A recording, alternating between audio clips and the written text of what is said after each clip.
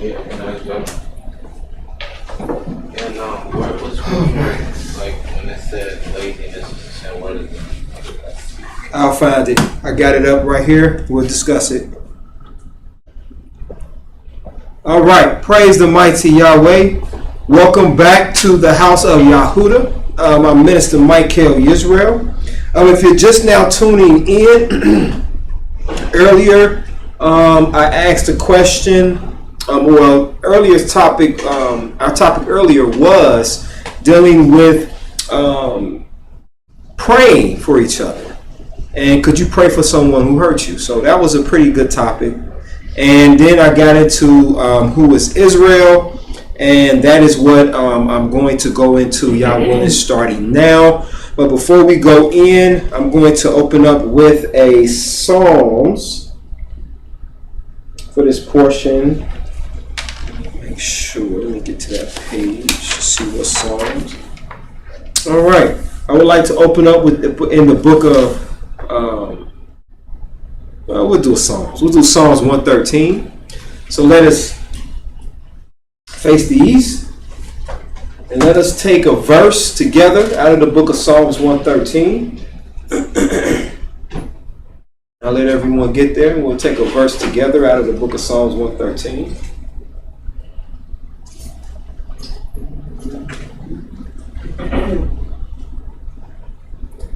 In the book of Psalms 113, I'll start at the very first verse. It reads, "Praise ye Yahweh. Praise, O ye servants of Yahweh. Praise the name of Yahweh." Blessed be the name of Yahweh, now and forever, from the rising of the sun to its going down. The name of Yahweh is praised. Yah is high above all nations, and his glory above the heavens. Who is like unto Yahweh our Elohim, who dwelleth on high? He looks down on the heavens and in the earth. He raises the poor out of the dust, lifts the needy from a dunghill, That he may set him with princes, even with the princes of his people. He maketh the barren woman to keep house, and to be a joyful mother of children. Praise ye Yahweh. Blessed be your holy and righteous name, O Yahweh. Thank you. Amen. Praise Yah. All right. So what we're going to do next is I'm going to have Elijah come up here, and he's going to read the 10 Commandments in the book of Exodus chapter 20. So you come up here and read the 10 Commandments for us. Start in the book of Exodus 20. And you'll just read, just go ahead and read verses, starting at verse 1, and then go to verse 17.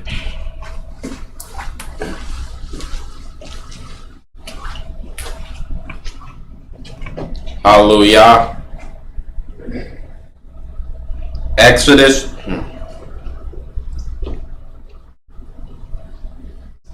Exodus chapter 20.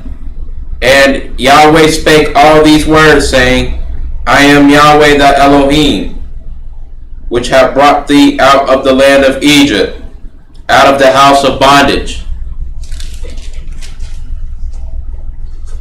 Thou shalt have no other deities thou shalt have no other deities before me.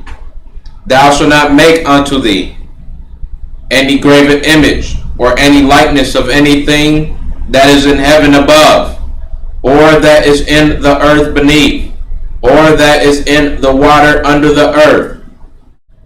Thou shalt not bow down thyself to them, nor serve them. For I, Yahweh thy Elohim, am a jealous Elohim, visiting the iniquity of the fathers upon the children, unto the third and fourth generation of them that hate me, and showing mercy unto thousands of them that love me and keep my commandments.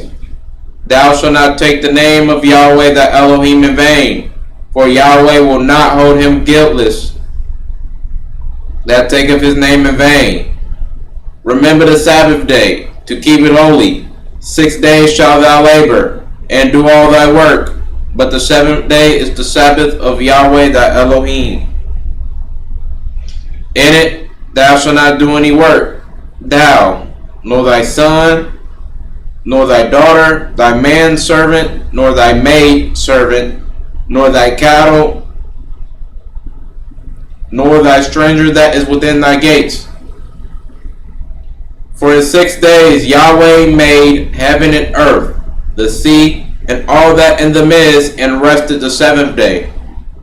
Wherefore Yahweh blessed the Sabbath day and hallowed it. Honor thy father and thy mother, that thy days can be long upon the land which Yahweh thy Elohim giveth thee. Thou shalt not murder. Thou shalt not commit adultery.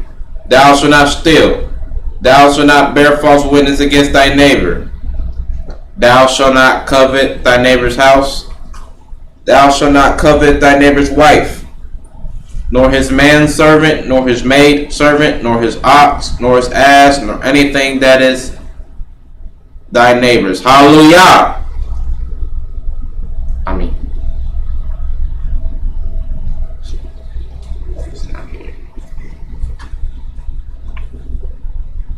Excuse me for a minute.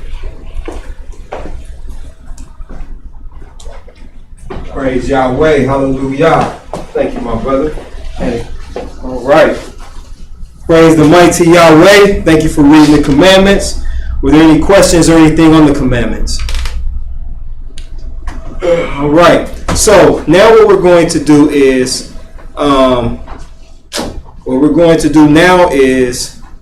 go ahead and go into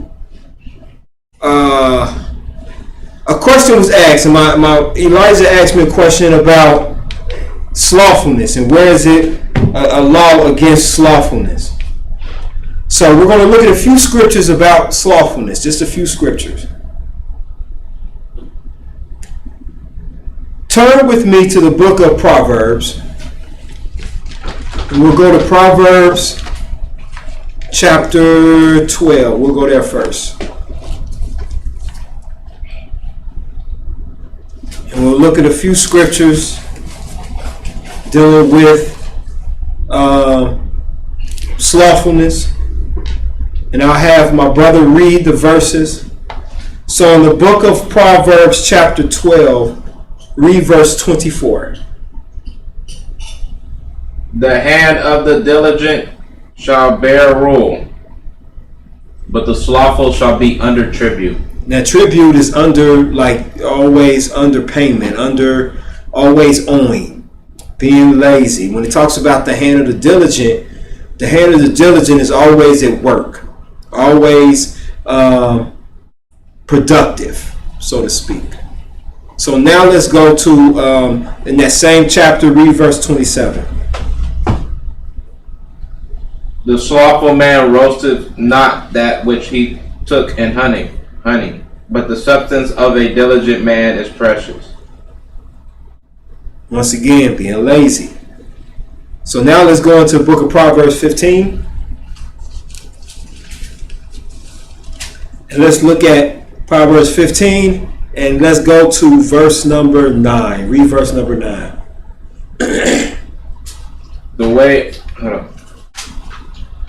Chapter 15. Chapter 15. Chapter 15 and verse 19. Excuse me.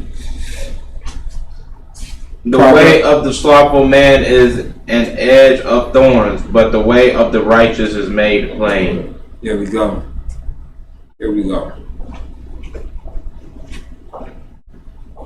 Now let's look at one more verse. And let's go into Proverbs 19. Proverbs chapter 19.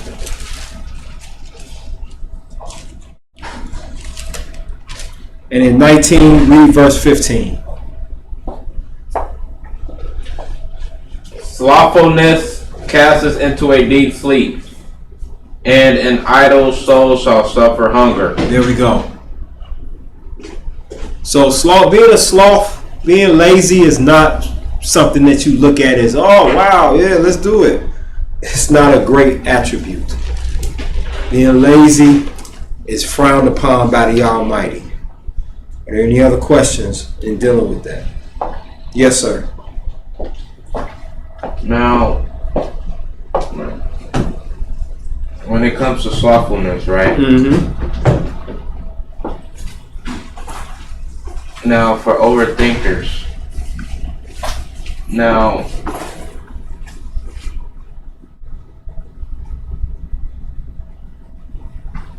see, me as an overthinker, I would say cause like, say if I see a crumb on the ground, and I get a thought saying, pick it up, but it's just a piece. In reality, it's a piece of land. It just looked like a crumb, and then I get a thought, oh, you being lazy. Is that laziness, or is that just overthinking it? Because really, then I'll be sinning. I think it's just. I think that is just you occupying unnecessary. You taking up unnecessary space in your conscience. Either get it or don't. It's just that simple. Or leave it.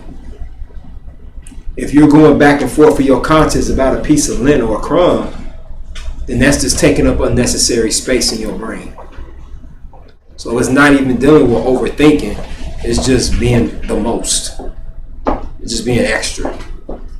Either get it or don't get it. Just that simple. Any other questions? All right. So now let's finish up. Who is Israel? So let's finish that up. My computer person left. So if you have comments or questions, still type them in.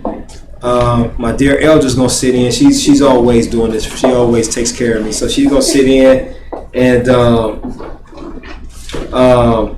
you got your glasses. You're right. I was alright. But good. So we're gonna go ahead and get back into who is Israel. So we dealt with, are we the chosen people? Yes. We dealt with the original house of Israel. Yes, that is us. Now we're going to deal with, when it comes to being the part. Hey, Shalom says, when it comes to being part of the house of Israel, what we're going to deal with next is, why do we have to serve other nations? Why is it that we are the last hired but first fired? Why is it that our nation or our people went through so much abominable, we went through so many abominable tragedies in our life? And this Deuteronomy 28 is what I want to cover, and it's going to cover a lot. It's going to cover a lot, excuse me. So let's turn there. Deuteronomy chapter 28.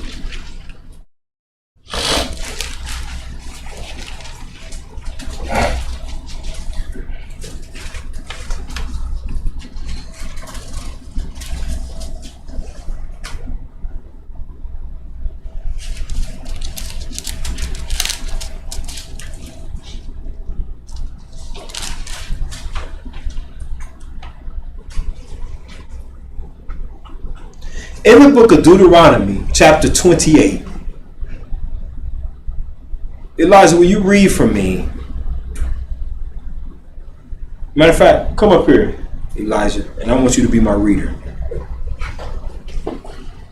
And I want you to read for me in Deuteronomy 28. Just read the first verse. And it shall come to pass, if thou shalt hearken diligently unto the voice of Yahweh thy Elohim, to observe and to do all his commandments which I command thee this day, that Yahweh thy Elohim will set thee on high above all nations of the earth. Now, Yahweh said, basically, if we do what is required of us, that he will set us on high. But of course we chose otherwise. So let's look at the reason why we're in this situation we're in today. Start reading at verse 15, son. But it shall come to pass, if thou wilt not hearken unto the voice of Yahweh thy Elohim, to observe to do all his commandments and his statutes which I command thee this day, that all these curses shall come upon thee and overtake thee. Cursed shalt thou be in the city, and cursed shalt thou be in the field. Now let's pause for a minute. Let's look at this and attribute it to now. Out of all the nations on the earth, who is the most cursed? Who catch the most HE double hockey sticks? Our people. Our people. We catch the most heck outside of any nation of people. Yes, ma'am. And with all the crime and violence, and I watch the news each and every day. Mm-hmm. When I see the shooting and killing, not unless I done missed something, didn't have my glasses on, I very seldom see any white person that's been shot and killed.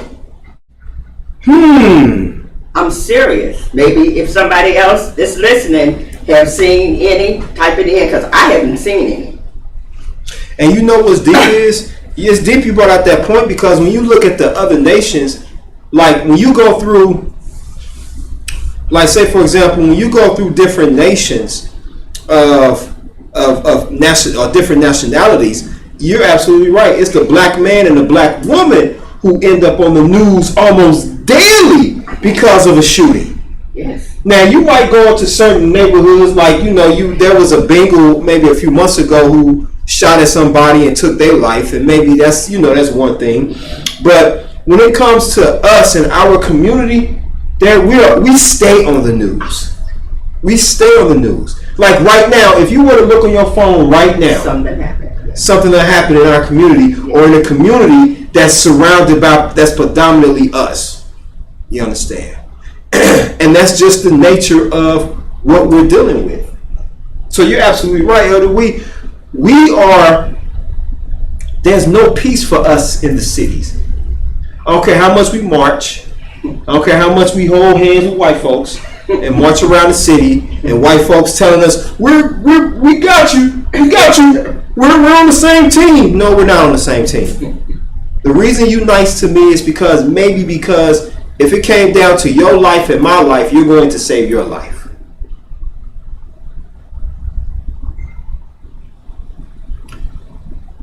But we're cursed in the cities and we're cursed in the fields. Well, what does that mean in the fields? That's dealing with our land. When you living in the hood, just imagine trying to grow a garden in the ghetto.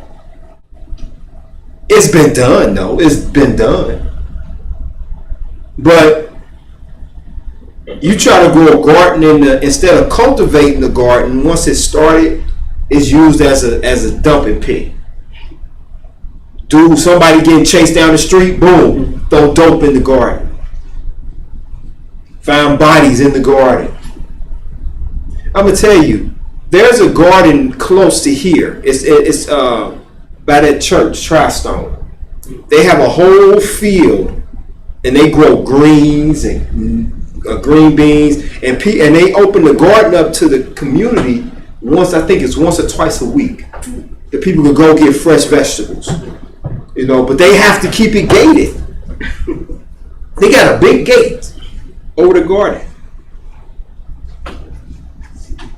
And then you got farmers nowadays that's catching heck, and especially the black farmers. Your black farmers are catching heck.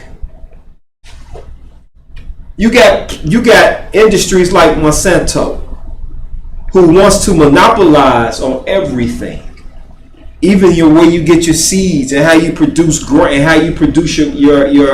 fields. They monopolize on everything. They got their hands and money in everything.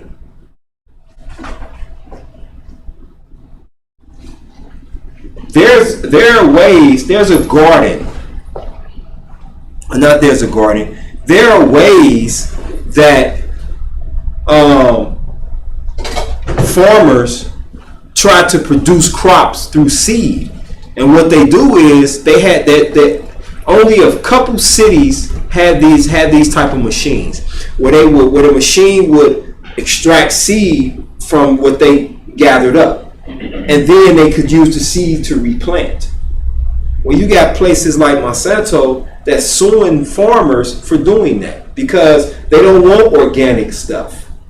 They want to monopolize. And then when you read about organic, Organic is something that you can purchase. You can purchase an organic label and throw it on a box, and people will buy it.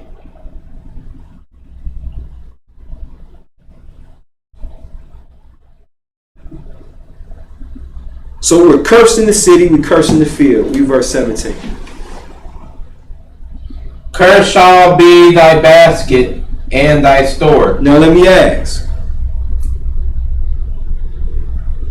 does this stand true today? Are our baskets blessed in our neighborhoods? Look at predominantly. Let me do this, because this topic, these scriptures here are going to be broken down black and white. That's just what it is. There's no gray. It's just going to be black and white. Now, let's take a grocery store in Indian Hills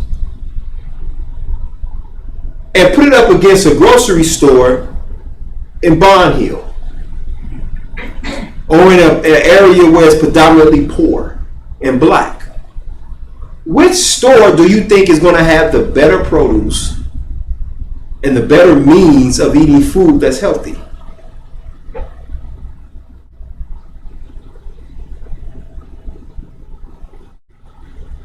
You have the predominantly where the average income might be, let's just go on. I'm just going to guess. Where the average income is at least about $75,000 to $100,000 a year, as opposed to the average income is $20,000 a year, and $20,000 is considered poverty.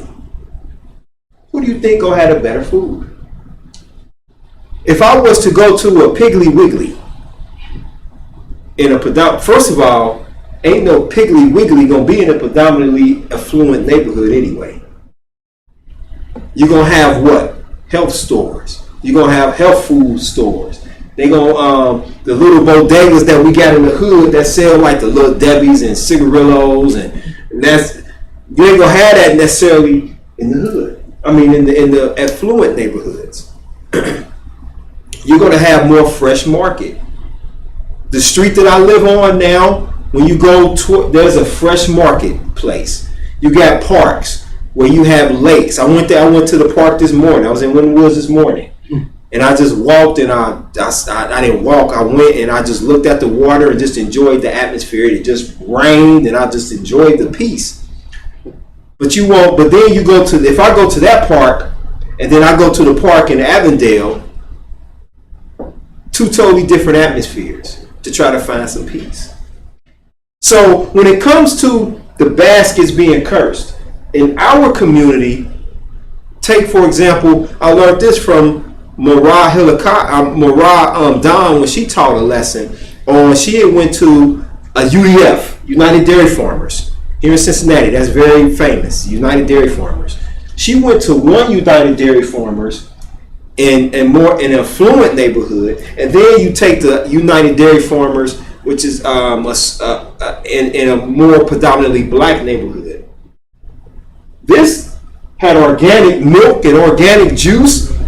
This didn't have that. Didn't have that. I just saw where they just now closed down the store over by the House of Israel on California. They just closed. I saw, well, I ain't saying they just, it's like it's been closed for a while. It's boarded up and everything. Because that store was where a lot of stuff was going down in those neighborhoods. Guess what? When affluent, rich white people want drugs, who neighborhood they come to? You see them Lexus and Maseratis, and why is there a Bentley in the hood?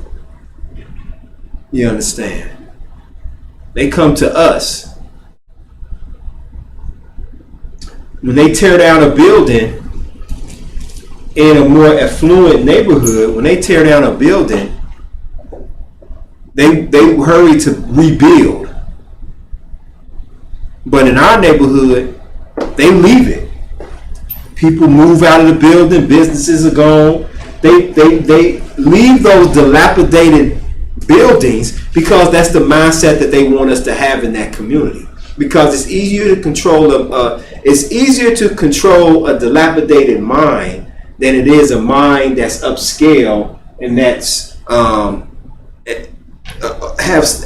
it's easier to control a neighborhood where you don't have a lot of happiness, so to speak. Like, you could drive up in Indian Hills and see somebody jogging. Not to say we don't jog in the hood, but if you see somebody running in the hood, they either running to something or from something. So our stores are cursed. Our baskets are cursed. Verse 18. Cursed shall be the fruit of thy body, and the fruit of thy land, the increase of thy kind, and the flocks of thy sheep. Now, right now, our land don't produce like it used to.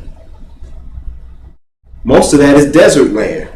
But then, when it talks about the fruit of the body, when you do numbers, who has the highest count of cancer and high blood pressure and heart disease? Obesity.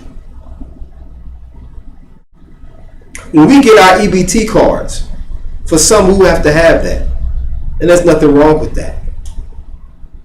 We're not buying fruits and vegetables. We're buying survival food. We're buying processed food. We're buying food that sits on the shelf for a long time because we don't know when the next time we're going to have money to go to these grocery stores. When you go in and I look at, when I go into the store, sometimes I don't look in the cart, but I look at what people put on the conveyor belt. Cheetos and cupcakes and ice cream and all the things that destroy us. That's what we eat. Breads, all the bread, meat. Those are things that really, those are things that we invest in. Sugary cereals. I bought this book because I'm following this doctor. His name is Dr. Bobby J. Price, and he's a black physician.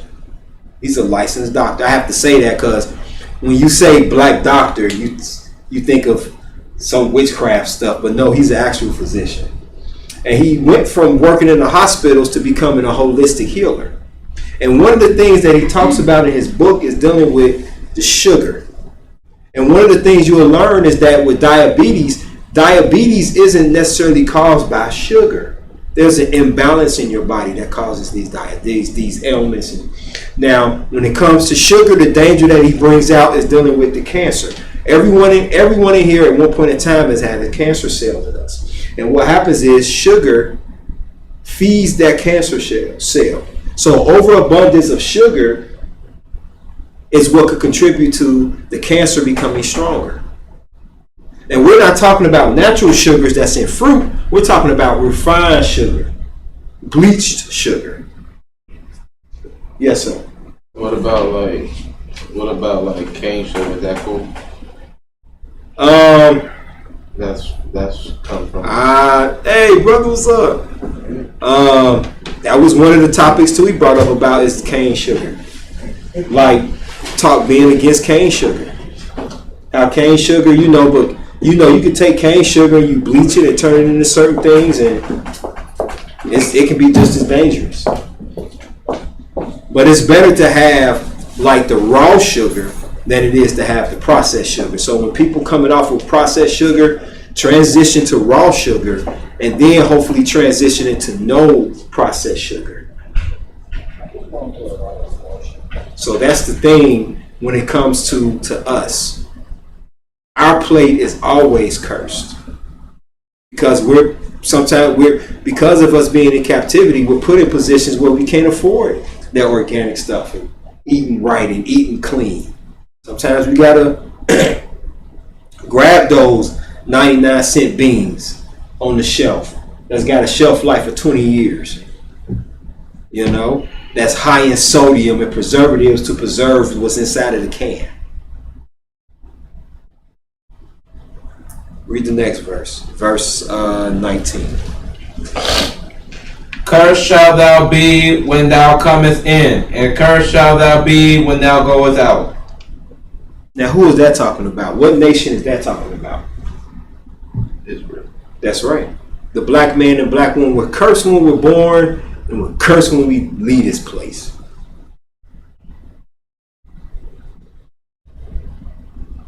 We niggas when we come into earth, and we niggas when we leave the earth.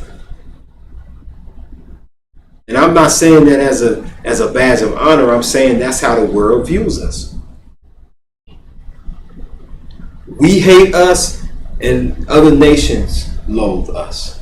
To other nations, we are. I'm going to read something. Turn with me. Hold this here. And turn with me to the book of. Let's see. Let me see. Where. I think it's in. Turn with me to the book of Isaiah.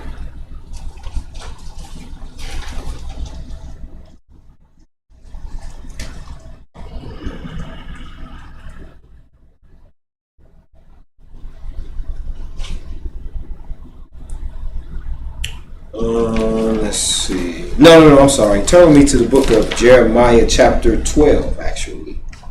Is that on here? Yeah. Jeremiah chapter 12. Hold that. Deuteronomy 28. And turn with me to Jeremiah chapter 12.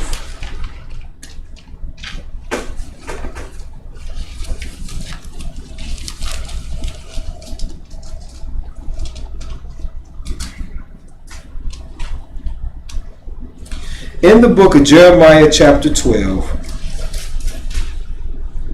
so you read verse 9, please. My heritage is unto me as a speckled bird. The birds round about are against her. Come ye, assemble all the beasts of the field, come to devour. And that's Yahweh, that's speaking about us. When it talks about that speckled bird, that's in conjunction with the different, hey, shalom. That's in conjunction with the different hues that we come in. Some of us are darker, some of us are lighter. But we're all a victim to, hey my brother, we're all a victim to all the other beasts of the field. That's why, if we took into consideration that we're in the book of, I turn to Jeremiah chapter 12 and verse 9, where it speaks of us being the speckled bird. And if we all took and considered that all the beasts of the field are against us, that might would want to make us come together and work together and begin to build something as opposed to destroy each other. So now let's turn back to Deuteronomy chapter 28.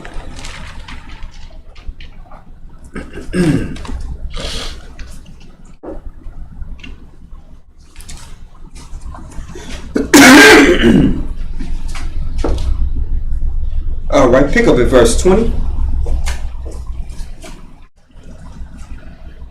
Yahweh shall send upon thee cursing, vexation, and rebuke in all that thou settest thy hand unto for to do, until thou be destroyed and until thou perish quickly, because of the wickedness of thy doing, whereby thou hast forsaken me. Yahweh shall make the pestilence cleave unto thee, until he have consumed thee from off the land, whither thou goest to possess it. Yahweh shall smite thee with a consumption, and with a fever, and with an inflammation, and with an extreme burning, and with the sword, and with the blasting, and with the mildew, and they shall pursue thee until thou perish. Now these are things that Yahweh said he would do to us if we got into the land and we refused to do what he required us to do. And that's exactly what happened. We got into the land, we refused to do what Yahweh wanted us to do, and now we're here today. Continue reading.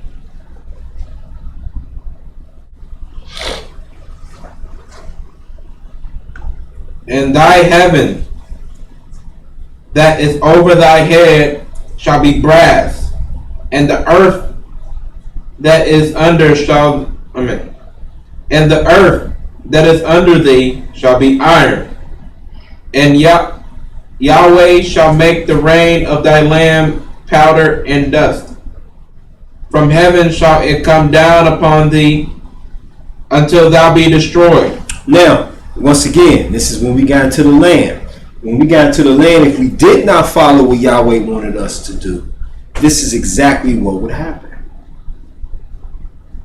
He said, man, I'll cause the rain to be dust.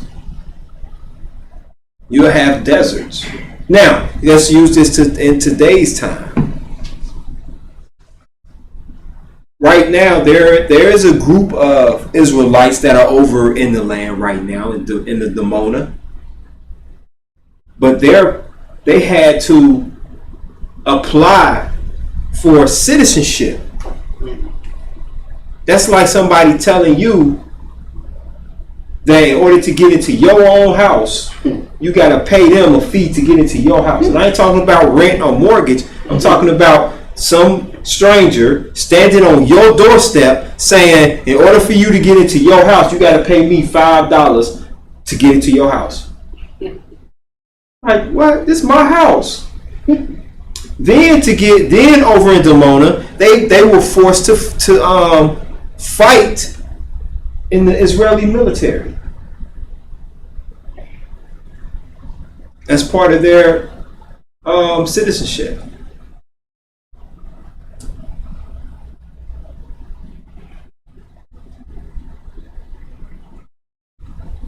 So let's just continue reading. You stopped at verse 24, read verse 25. Yahweh shall cause thee to be smitten before thy enemies.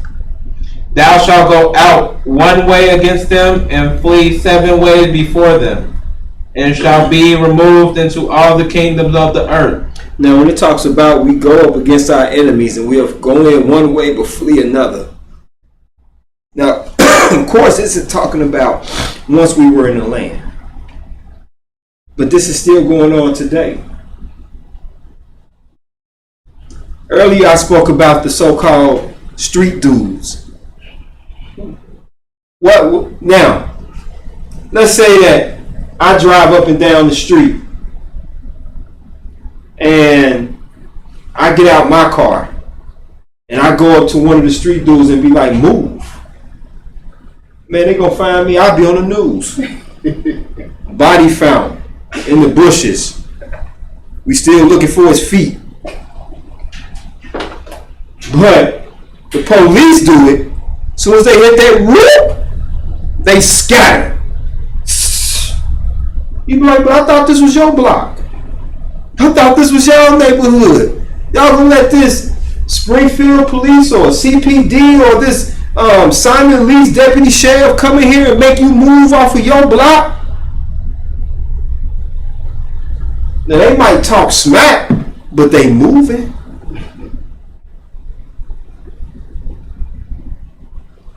Most of us, man, we run from the true enemy, but we battle and fight each other. Continue reading.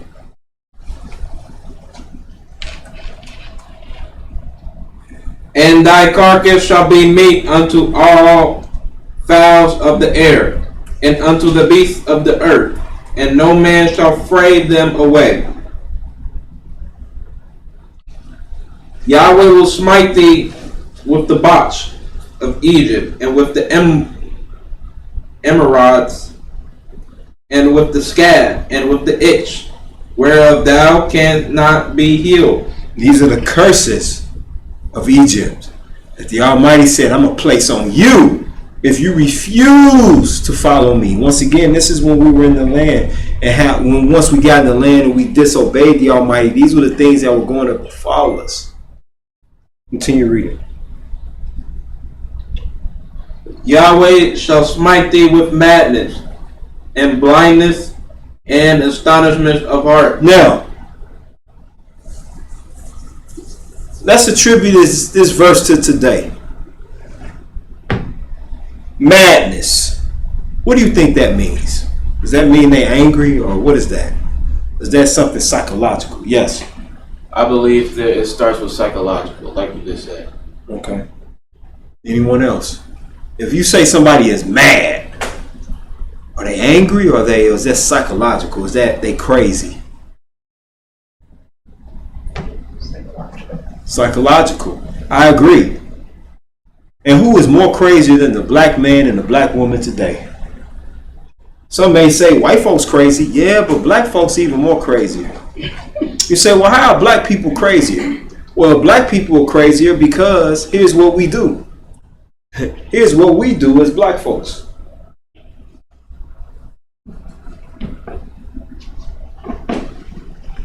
There are people, this was on a talk show. This girl, she's dark as that chair. She's dark skin. She was saying, they interviewed her and she said, I am a white girl. You know what I'm talking about? Yeah, Dr. Phil. Yeah, Doc, that was it. Yeah, she said she was a white girl.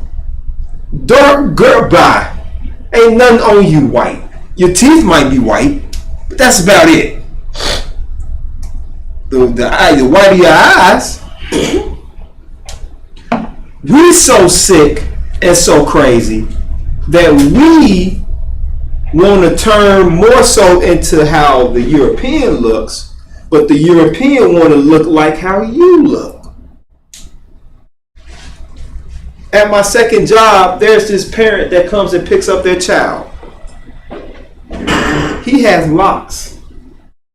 His locks are all the way down here to his calves. And if you read up on the process it takes for white people to lock their hair, it is disgusting how they lock their hair just so they can mimic us. But we look like the color of that chair, and we're going to buy blue contacts and blonde wigs. That's what we'll do.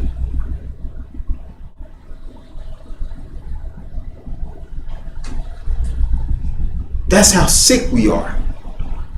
We're so sick that we denounce each other, and where we won't necessarily go and fight against our enemy, but we'll go and we'll fight each other to diminish the rights. You had your hand up. Yes, sir. Well, I was gonna say, like, I try to be like, let's be honest, I tried to be like actually like a white person, try to mimic the stuff that white people do. But then I saw this video, right? Mm-hmm. I mean, not now, I don't want to be no white person, but right, I seen a video of this white lady, and she was doing locks. She was like literally locking people's hair. It was, what I see, it was just white. It was white people. Mm-hmm. And to me, when I first looked at it, I didn't like it at all. I thought it was just, yeah, I didn't like it at all, the way a white person taking our own hairstyle. I mean, you already took in everything else. Why you want to take our hairstyle? That's true. But then I had think also, I tried to mimic them, so would I be, that would be a hypocrite. I'd be a hypocrite. If I said they're mimicking us, but I'm also mimicking them. So I have to think that way too as well. And you know what's deep is, it's not that they took anything from us, we gave it to them. Our ancestors gave it to them because we didn't want it. Yahweh said, I'm going to make you to be the highest on the earth. You're going to be the most revered people, but we gave that up so we can be like other nations. That's why I'm going to tell you, man, I love black. Black is one of my favorite colors.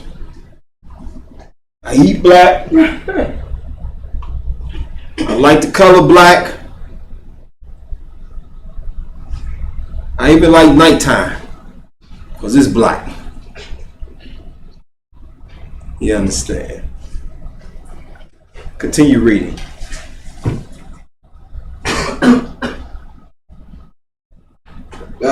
Yahweh shall smite thee with madness and blindness and astonishment of heart.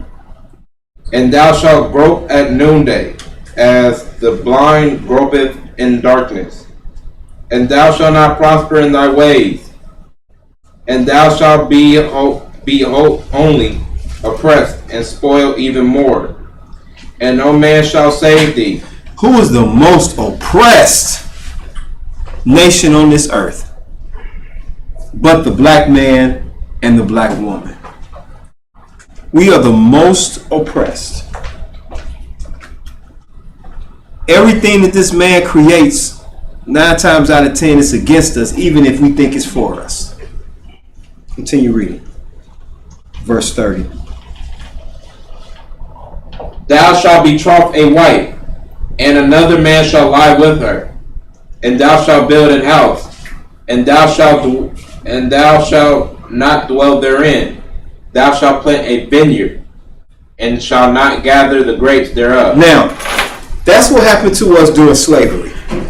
During the time of slavery, that's exactly what happened to us. We came over on these boats. We had wives, we had families, but we were separated. So you might have one family, you might have your wife on one boat, your husband on another boat, you might have your children on this boat, and then they get to these bidding places, because you know, a little piece of history, Wall Street used to be an auction block where they would auction off slaves. That's where they did it at on Wall Street. So you may even end up on the same boat as your wife, but you may not even get a chance to go to the same plantation. You might be bought by this man and she bought by that man. And when she went to the other plantation, if she was still of childbearing age or childbearing, that's exactly what she would be used for. She laid with master. Master became her husband. Master became her lover. And that's sort of like now, let's use this system, the welfare system. Years ago, when the welfare system first came into play, when the welfare system came into play, a black woman, well, especially when you was on it, if you was on welfare, you couldn't have a man. You couldn't have a man living in your house. You couldn't be married. Because then if you were married and had a man, then that system couldn't be your man. That system was designed to be your husband or to be your man. Because the system was like, look, I'm giving you food stamps. I'm giving you a subsidy. And then men got something in the form of a GI, is what it used to be called. That was what it was called. When men got it, it was a GI. And men would get maybe $200 or $300 a month extra for what? So that's what that basically was. So the welfare system was a system that was designed to not strengthen families, but to break families. And it did. Remember hearing stories where because it used to be when you were on welfare, you had a worker that came out. And when the worker came out, you couldn't have certain things. Like you couldn't even have a TV for real. You couldn't have a TV. And if they came in, then you would hear stories, and a lot of these elders who lived during that time when that happened, they would tell you, man, if I had a man, I had to have his clothes, I had to have his shoes. If I knew my worker was coming, and I'm on the welfare system, and the worker coming, he had to go somewhere. He couldn't be in the house. Things that we look at like even a person that's poor got a TV. We couldn't even have a TV. And don't let it be a color TV. When we went downtown to go see, because I would go with my mom sometimes, because that's what we were on welfare. We couldn't go down there dressed in no nice clothes. We had to go down there like we stepped straight out the concentration camp. We had to walk in there, you know what I'm saying? You know, the only thing we didn't do was put dirt on our face. You know what I mean? When we went to go get, when we were on food stamps, right there on Philly Market, it was the food stamp office. And the line on Saturdays would be all the way down the street to pick up your food stamps. That's when we got the books before the card. You understand? So, when it talks about in verse 30, it says, thou shalt betroth a wife, and another man shall lie with her. That's exactly what happened during the slave trade.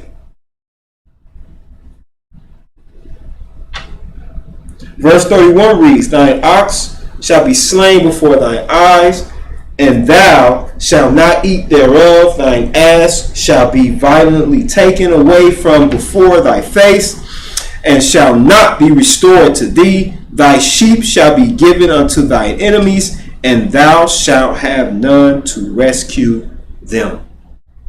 Now these are all the curses that fall upon us once we got into the land, when we decided not to serve Yahweh. And you know what a lot of our problem is? And I'm not turning this into an attack, but just a realization. A lot of our problem is we got too many options. When you give someone a lot of options, that could be a problem. That could be a problem.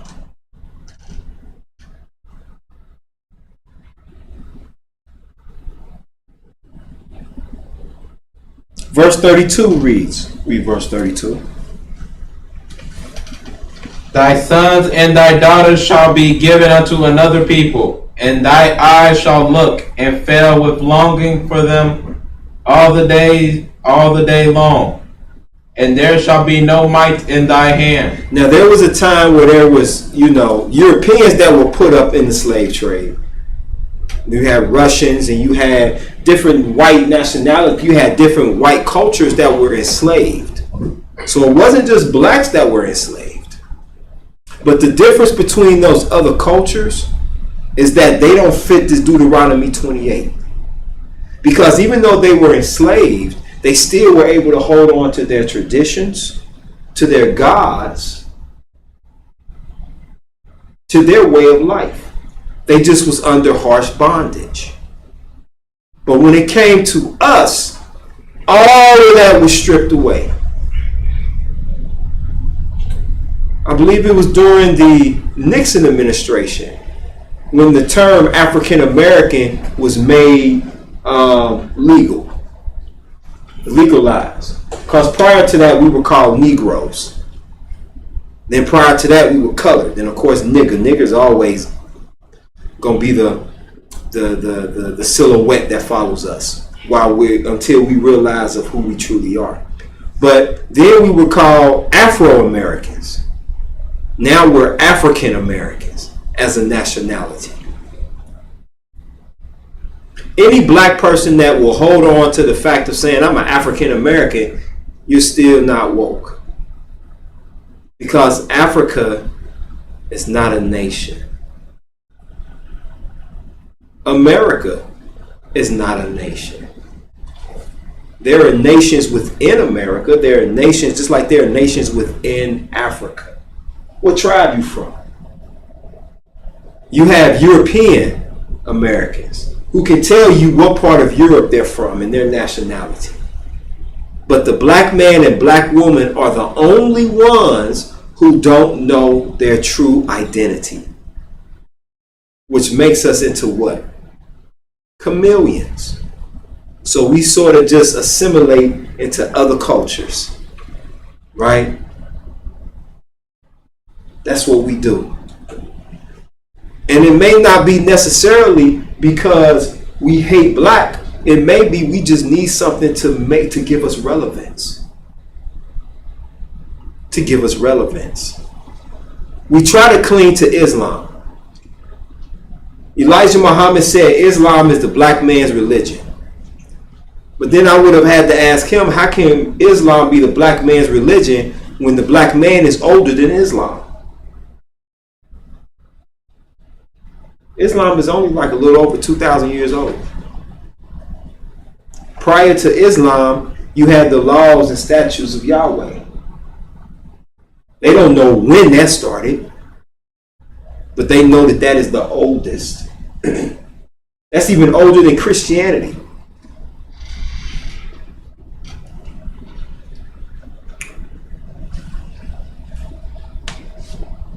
What verse we leave off on?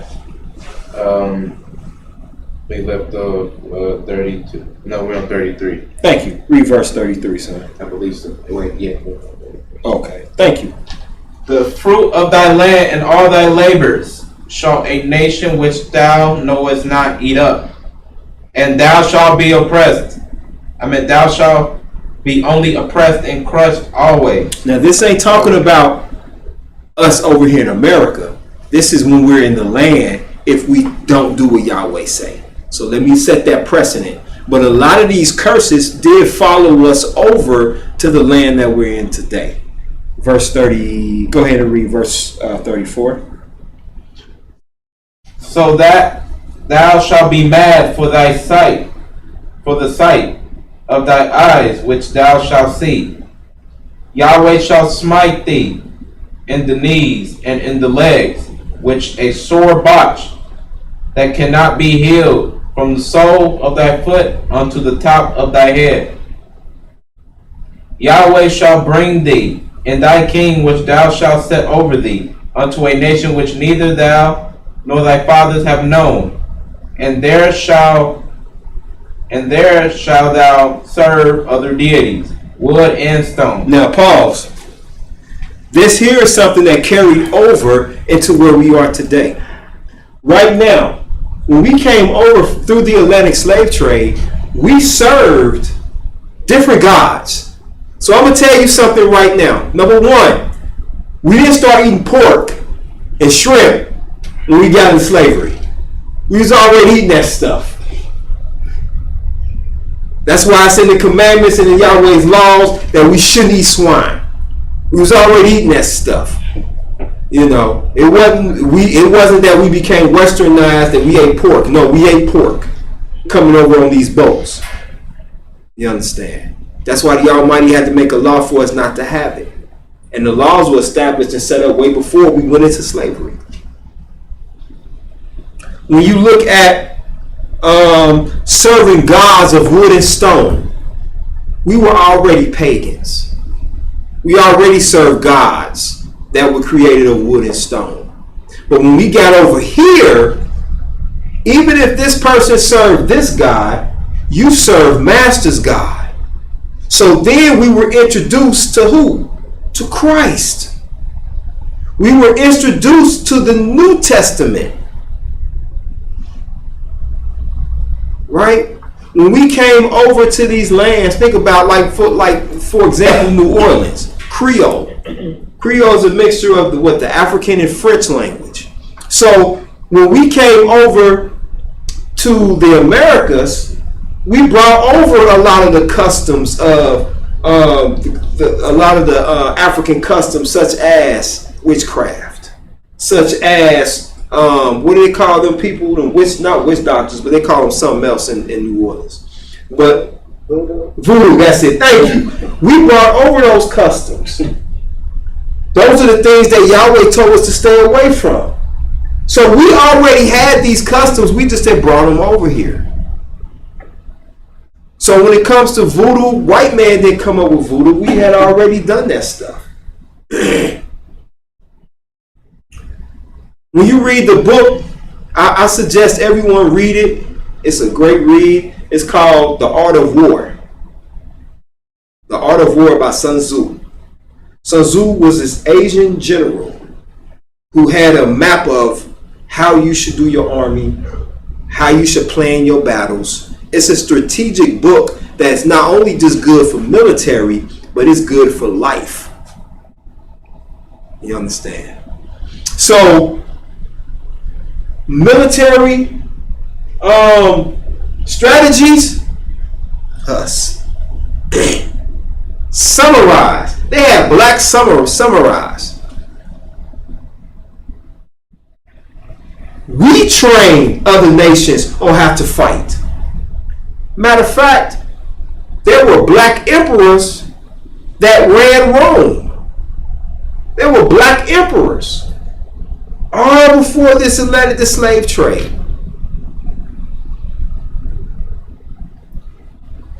As a matter of fact, there was a black warrior, and I'm not talking about Shaka Zulu because we all know who he is, but there was a black warrior who invaded Rome and conquered Rome.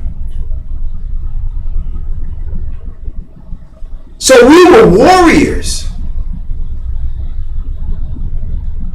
Our women were revered. You know why our women were revered? Let me tell you something right now.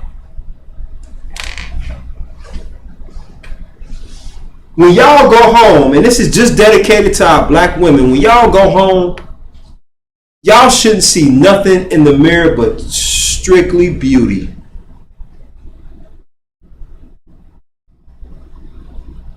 The reason that this man works so hard to keep you down is because once you realize how beautiful you are, then it's hard to control you to a certain extent.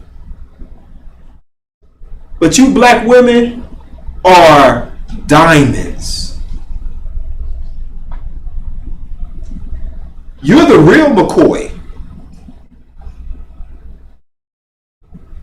Who was that woman who was the head of some, I want to say it was the Urban League. Remember that white lady who passed as black? Tell me, you know what I'm talking about? It was some years ago. She passed for years as being a black woman. She had braids. And then when it was found out, like, man, this is her. I mean, in the picture they had, she was whiter than Miriam. I mean, she was white. And then it came out that she was mimicking. This I'm talking about for years. For years. That's how revered we are. That's it. Love your blackness. Because when Yahweh created us, at one point in time, yeah, we were of one color. But there are many shades of beauty in this room. There are many shades of beauty in this world. But no one listens when we talk about how beautiful you are. You know, I'm going to tell you something. In a conversation, I could say, man, love your beauty, sister. You ain't got to wear this. You ain't got to put this on. And you know what the black woman would do? She'll go, look at him, trying to tell me what to wear. So now you saying I'm sinning because I wear this. You totally missing what I said.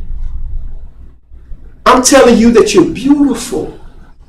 And anything that you add on to your beauty is just adding on to your already beautifulness. Black man, love your man. Walk with your head up high. Because the world, let me tell you something. If I walk down the street with a gun,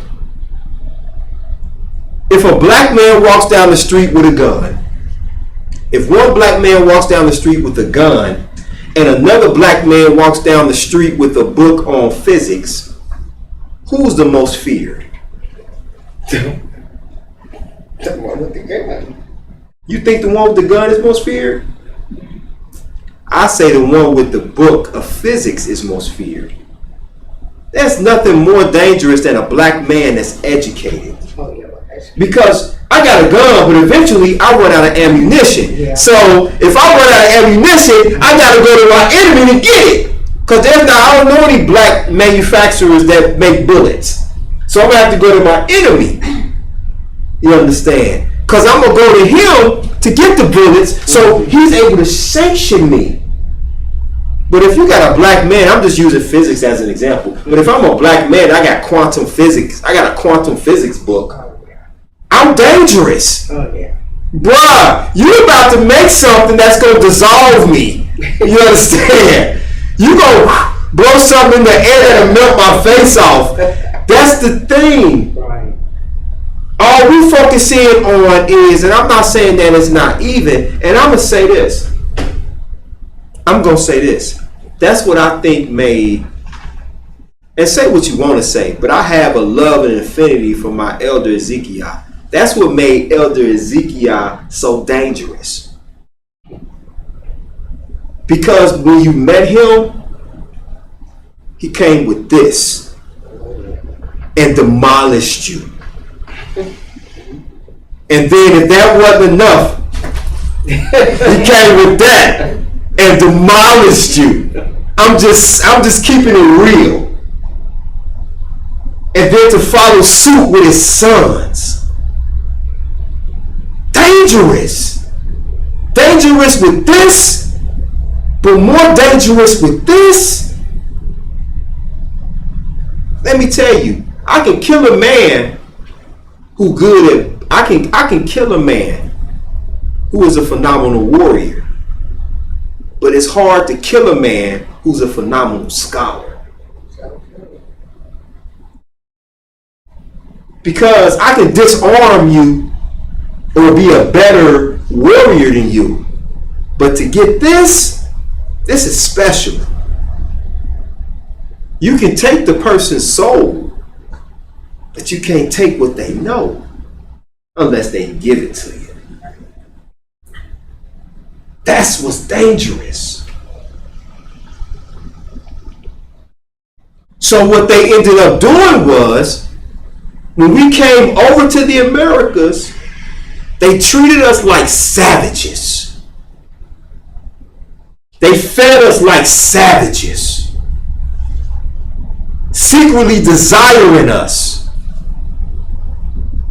The term dreadlocks. Stop saying dreadlocks. They're locks. You know where that term came from? When the Europeans saw us getting off these boats and our hair was twisted and braided and locked, they dreaded it. So that's where that term comes from. That's why I don't understand why Rastas use it. Not a dreadlock. Like, man, do you know where that came from, bruh? Dexter, do you know where that came from? No, they're locks. They're locks. And I'm going to tell you something. I'm going to tell you how deep of a people Yahweh created us to be. We're so connected to creation that I did something one day. I don't like the texture of grass on bare feet. That's just me. But one day I actually took my feet out of my shoes and stood there in the grass. Now, I didn't give it enough time. But had I stood there in the grass and began to meditate, that's how they say you become leveled. Is when you take and put your bare feet to the ground. And that's how you become level. And I'm going to tell you something that's deep. I work at this camp, like I said, with students with severe autism and other mental issues, and I watch them. And I watch them, and they'll walk in the park. It's like we're in this wooded area, and they take off their shoes, and they walking in dirt, grass, mud. Like I seen one little boy take off his shoes and just get in the mud with his feet. And sometimes when you look, it's like, dang, am I the one with the mental issue? Maybe they the ones that's normal and I'm abnormal. Outside of the outburst of, maybe I'm not normal and they are. Because they hold on to nature. And then we're so connected to the earth and to the Almighty's creation that there are feats that we can do that we ain't even tapped into. There are things we can do that we ain't even tap into.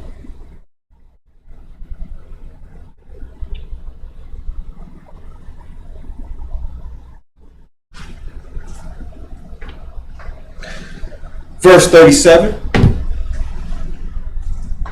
And thou shalt become an astonishment, a proverb, and a byword among all nations, whither Yahweh shall lead thee. When you look at black communities, or when you look at us, who knows what the word astonishment means? Almost like surprise. It's like an astonishment, like we're just, it's like a, well, let's look it up. What does the word astonishment mean? Let's look it up. And I'll look it up real quick here.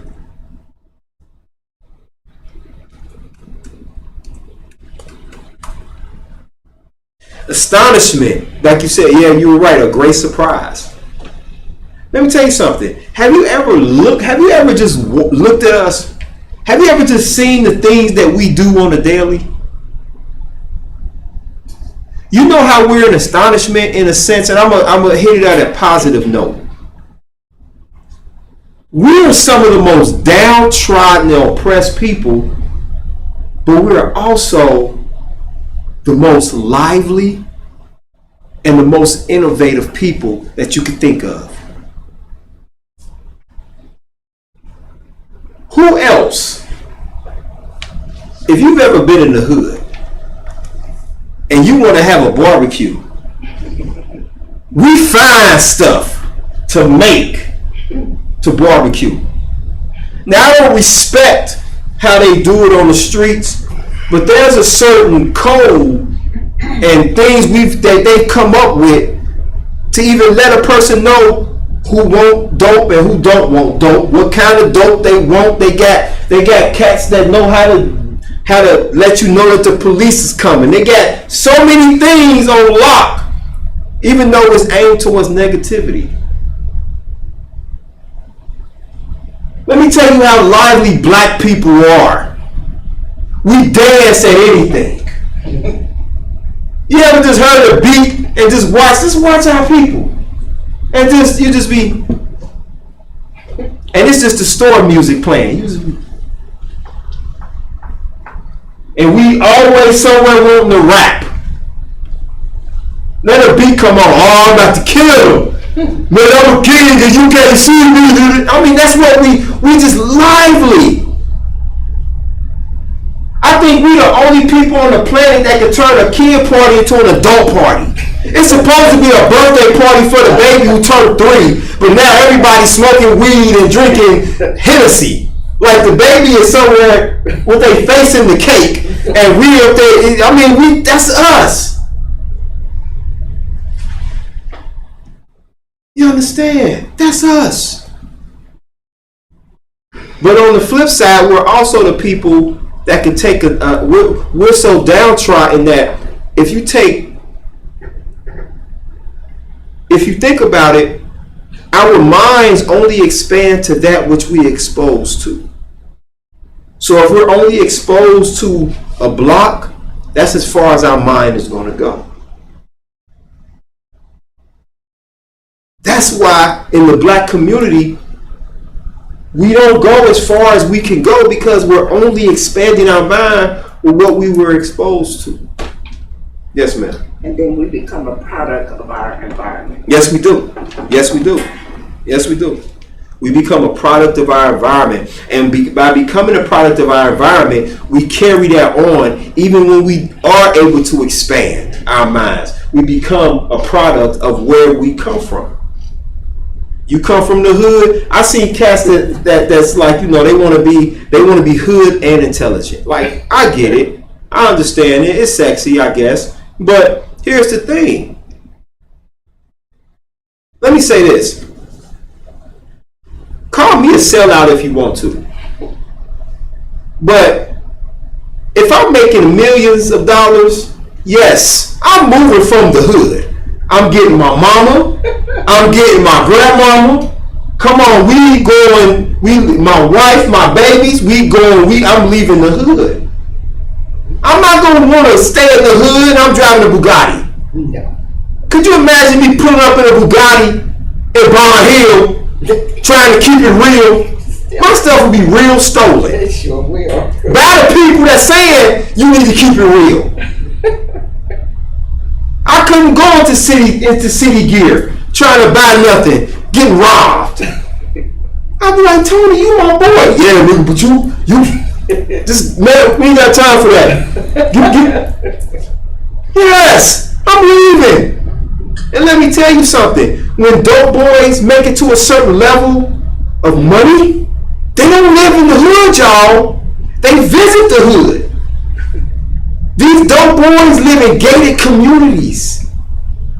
They moving out to Indian Hills or to, certain parts of the city that where the money is.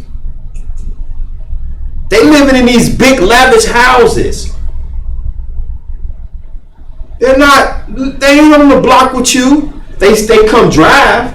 They park the Lexus, or they might have a Lambo, or they might bring that in and sit it on the block and chill with y'all, but they ain't living here. They might got a baby mama or a little female they kicking it with, so they'll chill to give her some money or to do what they gonna do. But they ain't living in the hood.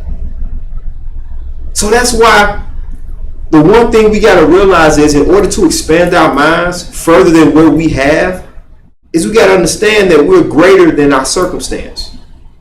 We are a lot greater than our circumstance. You are not your neighborhood. You are not the violence in your community. You are not the drugs flowing through your community. We are bigger than that. Earlier we dealt with the name of Israel. Like I said earlier, we carry a name that our forefather was crippled for. He was made a cripple. For the rest of his life, he walked with a limp. All because he wanted to be blessed. Not with riches. Not with wanting to have a bunch of money. He wanted to be blessed with a good name. Israel is a good name. Earlier I asked a question about a family crest. Who has a family crest? Our family crest, that's our name, Israel. Our symbols represent the thing when the Almighty said he took away the Tamal, or he took away the priests. We have symbols and a crest. The fringes, that's us. But we reluctantly wear them. These fringes are part of our culture. But you know what we'll hold on to? Street culture. Before I wear my fringes, I'll put a gold grill in my mouth. Tattoos.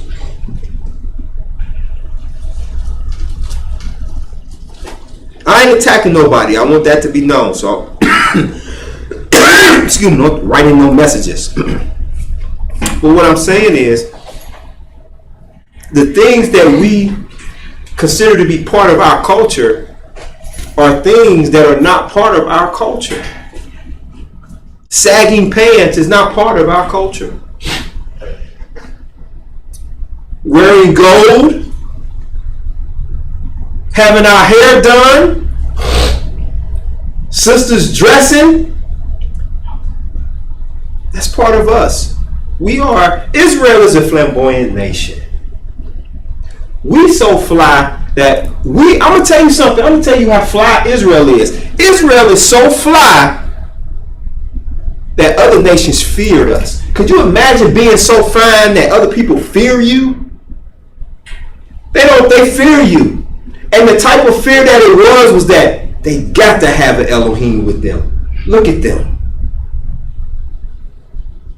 In the book of Exodus chapter 1, we had a Pharaoh, the captain of captains, a God, known as a God amongst his people, fearing Israel.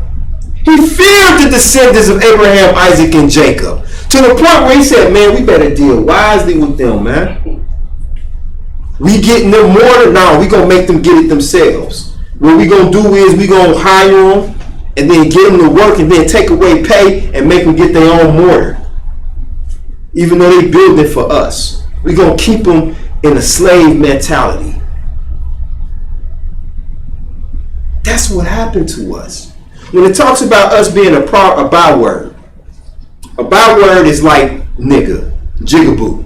Proverb is like colored. Them colors. That's us. Now, I'm not saying other nations don't fit this. And I'm only saying that for the sake of conversation. Because I can hear people now, well, wait a minute, the Asians went into slavery, the Asians did this, or other white nations went in, other European nations went into slavery. Yes, you're absolutely right. I know a little history, so you're absolutely right. But none of their slaveries was as bad as ours. Because you know the worst part about our slavery? It's still going on. You're right. But the worst part about it is that our Elohim was taken from us.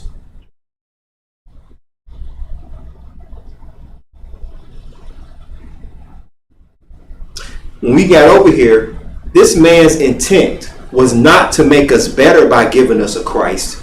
His deal was not to make us better, but to enslave us in the sense of giving us their God.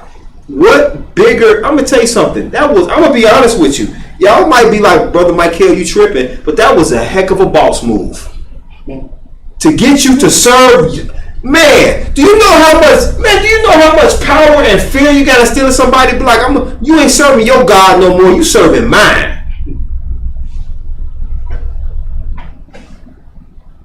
And this man got us so good that we will die for this God. We talking about Christ was never our God. Christ was a God that was introduced to us, to our ancestors. We done took him and put blackface on him and locks and you know what I'm saying? We done took him. We got churches dedicated to this. This is his God.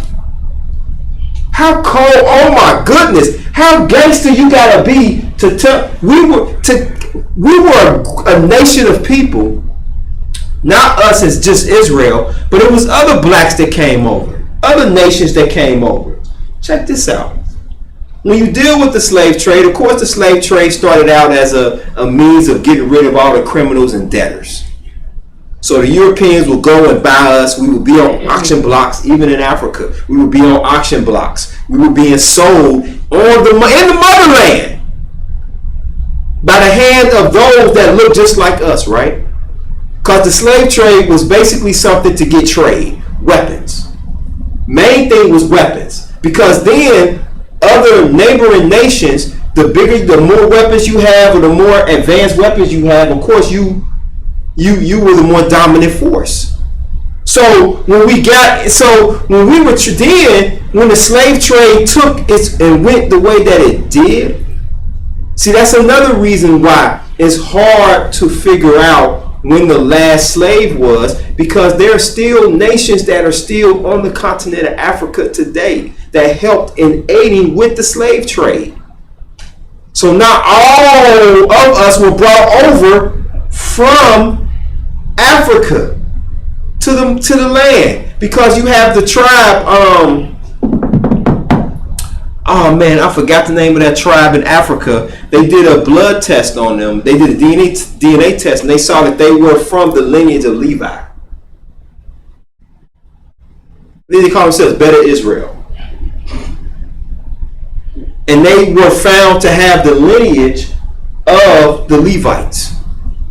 So anyone that may be listening, please send in that tribe, because and they stayed. So now we're talking about, well, okay, so when do we start our counting 400 years? Because not everybody from during that time came over. There was some that stayed behind in the land and dealt with persecution.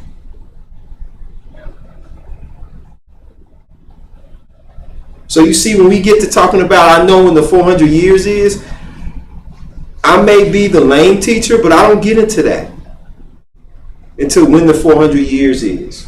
Not to say I'm against anyone that teaches it. I'm not against you, but I just don't get into it, because it don't really matter.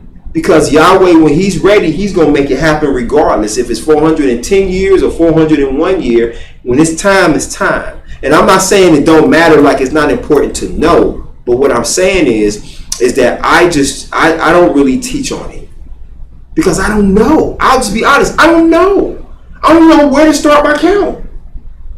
I just don't know. I can say that, and then let's say I start my count and I say, well, this time next year is going to be the 400 years. Who's right? Yes, ma'am. And I'm not trying to put a spin on what you just said. Yes, ma'am. But if to Yahweh 1,000 years is to one day, do we know that the 400 years is us counting, or is the 400 years Yahweh's counting? And if so, that's a good point. That's a lot. That's a good point. That's a good point, because it was Yahweh that told Abraham that your seed will be a stranger in another person's land for 400 years. Mm-hmm. So whose count is that actually going to be? Yeah, is that Yahweh's count or is that our count? Yeah. That's a good point. That's a good point. But I'll be the first to admit I don't know when it starts. So I can't necessarily give a pinpoint time. But if there are others who do, I'm not going to be that one that's like, oh, you dumb, you don't know. No, I'll listen and take it in, but I can't say that, maybe I should teach this too. No. So what I'm going to teach is, while we're here, let's get our stuff together. Right. So that when it's time, it's time. You understand? Because the Almighty told us, he said, man, you're going to have a seed that's going to be a stranger in the land for 400 years. And that's what, you know what I'm saying? That was the prophecy. And who's to say that we fit that prophecy?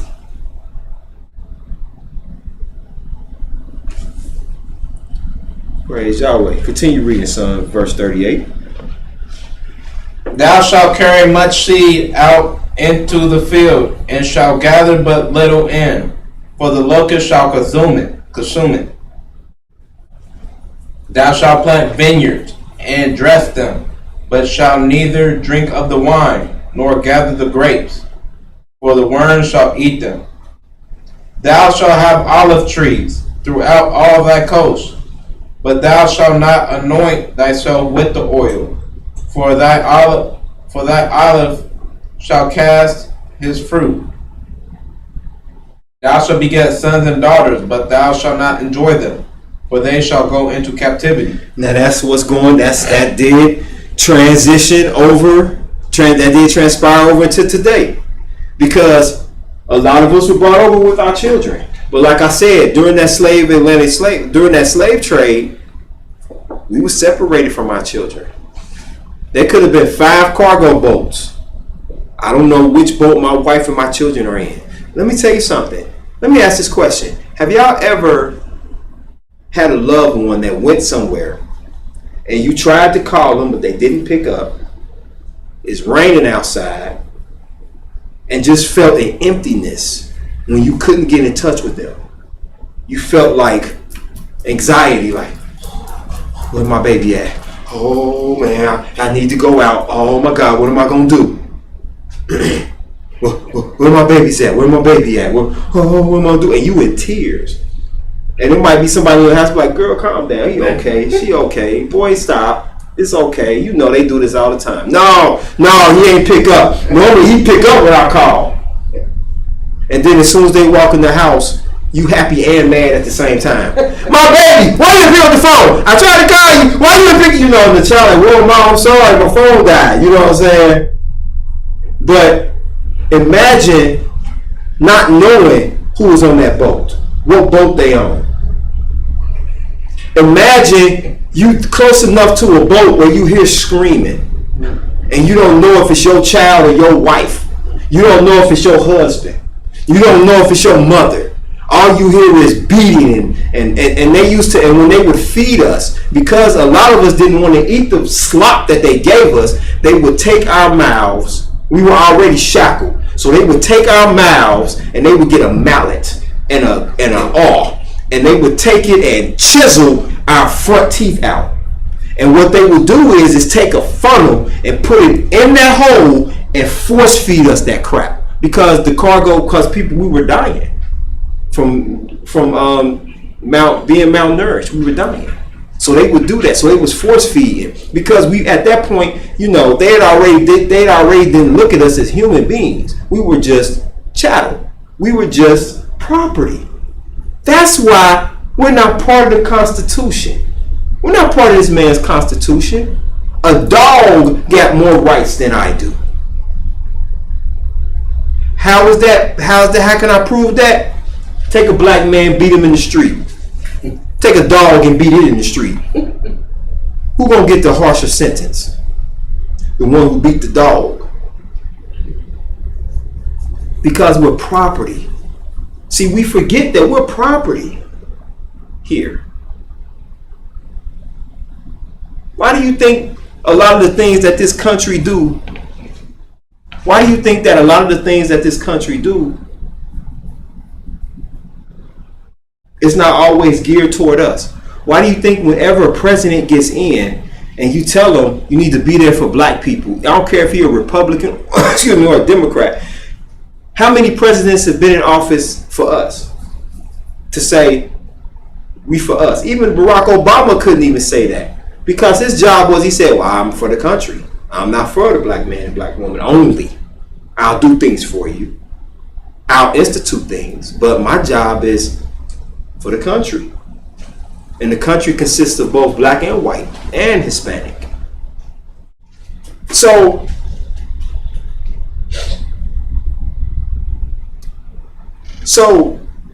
we're not even part of this place. But we run to the voting polls to go vote for a president that's not going to be for us anyway. We go and we do these things, and we go and we say, and we when we go to these vote places and we go and we marching and we doing all this stuff, but we're not part of this man's democracy. That wasn't the purpose of our ancestors being brought over here. We were brought over here as property, and that's exactly what we are. And it's no different than that's like if a pair of my shoes didn't like how I treated them and they wanted to march. I'd be like, I ain't paying you no attention. You my property. That's how we are. We're property. All right, I'm gonna pause for a quick second. Any comments? Any questions? Okay. Good. No. Yes, sir. But another thing, like when people that say that all lives matter, is that a thing? Is that a thing that like the other nations say to just to cover up the fact that they're mistreating us? That all lives matter. Lives matter. It's not necessarily, and that's a good point. It's not necessarily that they're trying to cover up what they've done to us, but what they're trying to do is they're trying to downplay our plight by saying all lives matter. They're trying to downplay our plight and make it irrelevant so that it's not just black people. We all suffer. Yeah, we all may suffer, but the black man and black woman suffer the most. Yes, ma'am. Oh, I don't know what anybody read. A ruler that came on and said, Hey, praise the ruler. mighty YAH, Shabbat Shalom, family, hallelujah. Not pronounce her name. Love Hair said Shalom.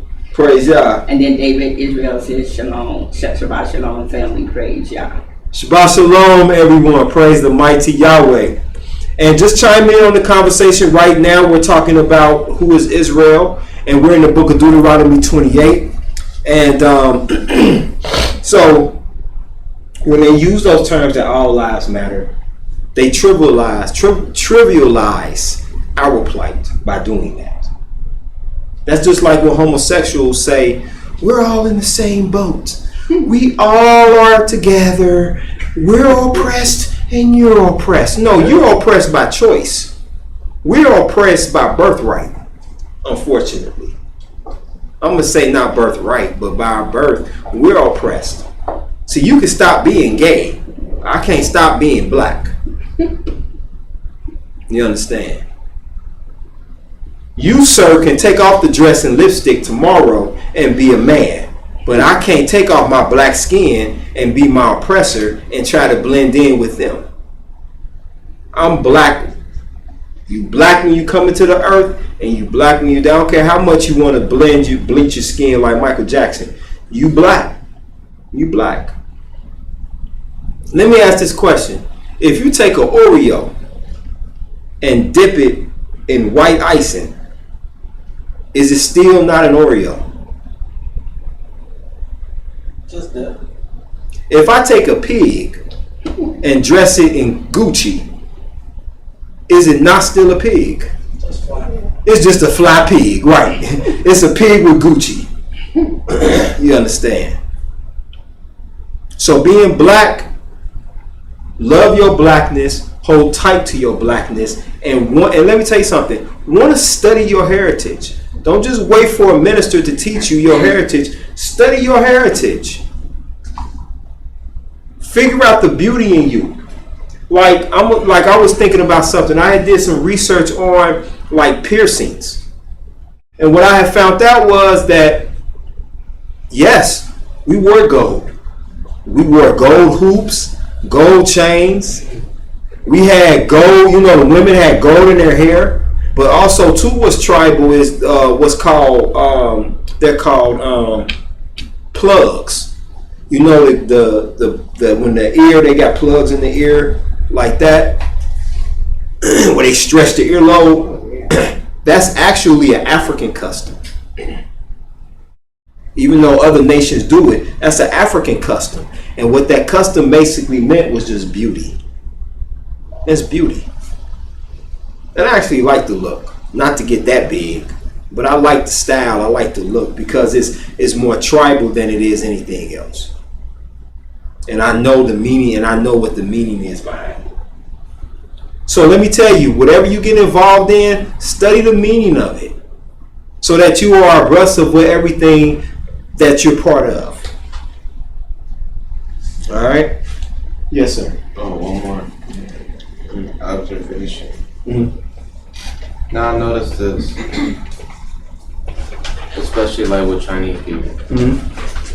Now I don't know if I'm the only one, but like when I'm at work and I see stuff, Chinese people are more of the observant, right? They observe us, but they want to. It's like when I look at, it's like when I look at them, it's like they don't like us, but they want to be like us. It's like they're watching us, like when we're not watching them, they're watching us. Though. I would agree. And I feel like white people are more friendlier than Chinese. That's just how I think. Well, that's the way I see it. when you look at any nationality, you're gonna have. I don't think that Chinese are more friendlier than white people. I think it's just the individuals. It's that person. Like, you know, just like with Africans don't like us. Not all Africans are nasty and mean to us, though. It's just the people. It's the individual. It might be a few Chinese that's mean and nasty and arrogant, but that don't speak for the whole nation. You know, the whole culture of Asian, the whole Asian culture. Because I know some white folks that are disgustingly nasty and mean. You know what I'm saying? But I know some that are super nice. So nice that it's scary. I know some black people that's disgustingly mean, but I know some that's super nice, super friendly. You know what I'm saying? Will give you the shirt off their back, literally. You know. So I think it's just that individual. But it's not just the Chinese that want to be us. It's all the nationalities that love and want to be us. They love black, but they don't want to be us. They want to be us, but they don't want to be us. You understand? Because if you ask the average white person, white people say, sometimes white, and I'm not getting on white folks, but sometimes white people will say, I don't see color. You lying. You got to see color when you see me. You don't see transparency. You ain't like, hey, here's this clear man. I'm a black man. If somebody asks you to describe me, yeah, he's black. You ain't gonna go, well, I don't see color. Yes, you do. I had a conversation with a white lady in my job some years ago. She said, well, I don't see color. I said, yes, you do. You see color. You see color. I'm gonna tell you how you see color. You can't help but see color. And when people say they don't see color, I tell you what, let me go ahead and put you in the middle of the hood at night. I don't see color. Yeah, okay, you don't see color. You see color. You understand? All right, continue reading, son. We pick up at verse number 38. Thou shalt carry much seed out into the field, and shalt gather but little in. Hold on, you know what? You read that already. We on verse 42.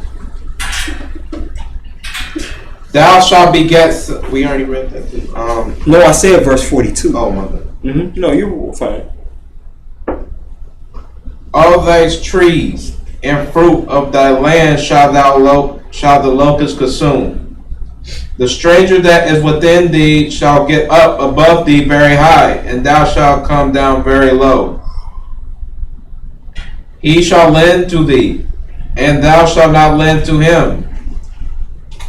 He shall be the head, and thou shalt be the tail. Now, let me ask this question. There are black banks in America, in the U.S. I think majority of the black banks are in Atlanta, but there are black banks. However, how many black banks do we know of that are standalone black banks?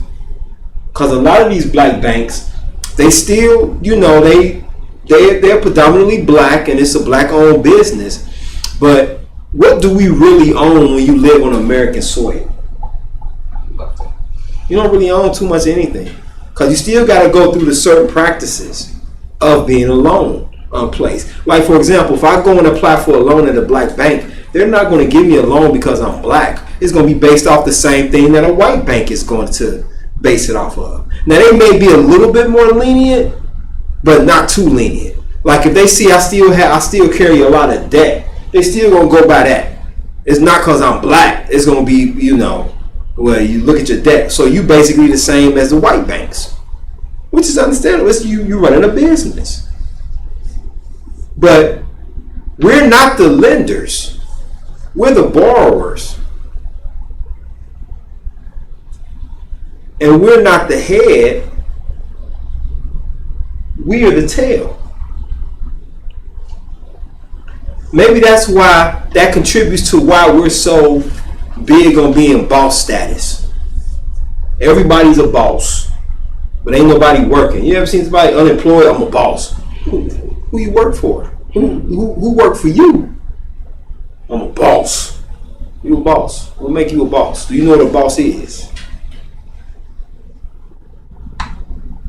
So maybe that's what contributes to us having that boss mentality, wanting to be a boss, but don't have the boss mindset.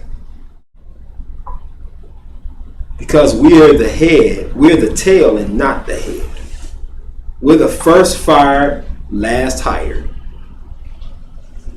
That's Israel. That's an unfortunate thing, but that is us nonetheless. Continue reading, son. Verse 45. Moreover, all these curses shall come upon thee, and shall preserve thee, pursue thee, and overtake thee till thou be destroyed, because thou hearkenest not unto the voice of Yahweh thy Elohim, to keep his commandments and his statutes which he command thee. Now, what nation on this earth, and I'm just asking these questions, is more destroyed than the black man and the black woman?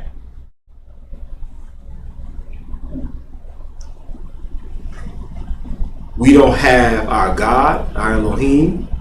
We don't have a hint of they've taken our Elohim away. They've taken the culture away. They've taken the beauty in us away. Now the only way we see beauty is if we are able to have hair and looks like our enemy. They've taken our power away.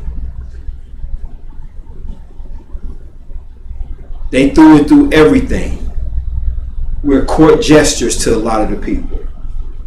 And then if you talk about holding on and loving your blackness, now you radical. Now you an enemy of the state. Now you're teaching terrorism. because you want to talk about the beauty in your people. But when y'all talking about, what about David Duke? Did y'all get on him about terrorism? And David Duke is was one of the leaders of the KKK. How about David Duke? Y'all talking to him? You understand? But when it comes to us, when we talk about, like for example, years ago, I talked to this guy. He was a white guy. Me and him used to have conversations. He was locked up, and in jail, he took on the customs of being a Hebrew Israelite. So he said he was a Hebrew Israelite, this white guy. So he called me, he said, yeah, when we have classes, I would like to have you on the line. I was like, oh, cool, that's cool. I would love to do that.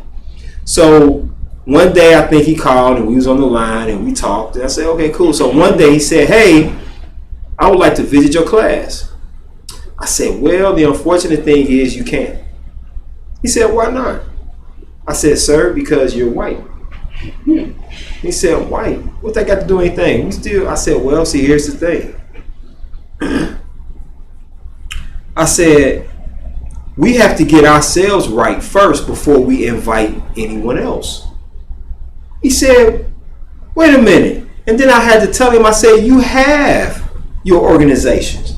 I said, you got the U.S. government, you got KKK. I mean, it's so much that y'all got your own organizations. You got your white organizations.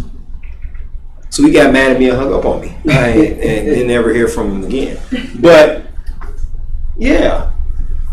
When you tell white folks that it ain't time, that we trying to get ourselves together first, the black and the brown, we trying to get ourselves together first, and then we'll invite you in. We ain't forgot about what happened when you infiltrated the Black Panthers, the Black Panther Party.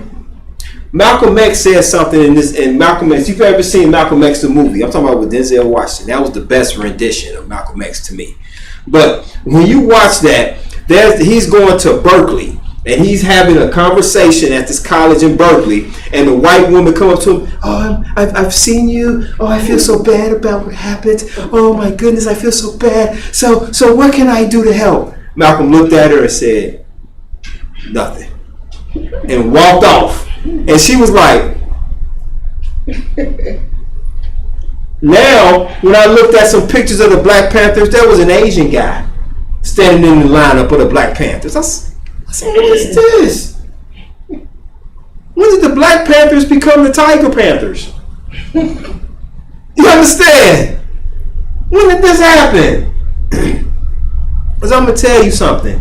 And I'm not attacking white folks, but let's be real. If we were to invite white people in, we would be the ones looking in from the outside. But I'll tell you one thing. If we did invite white folks in, do you know that we would have money coming in? Oh yeah. They would move us out.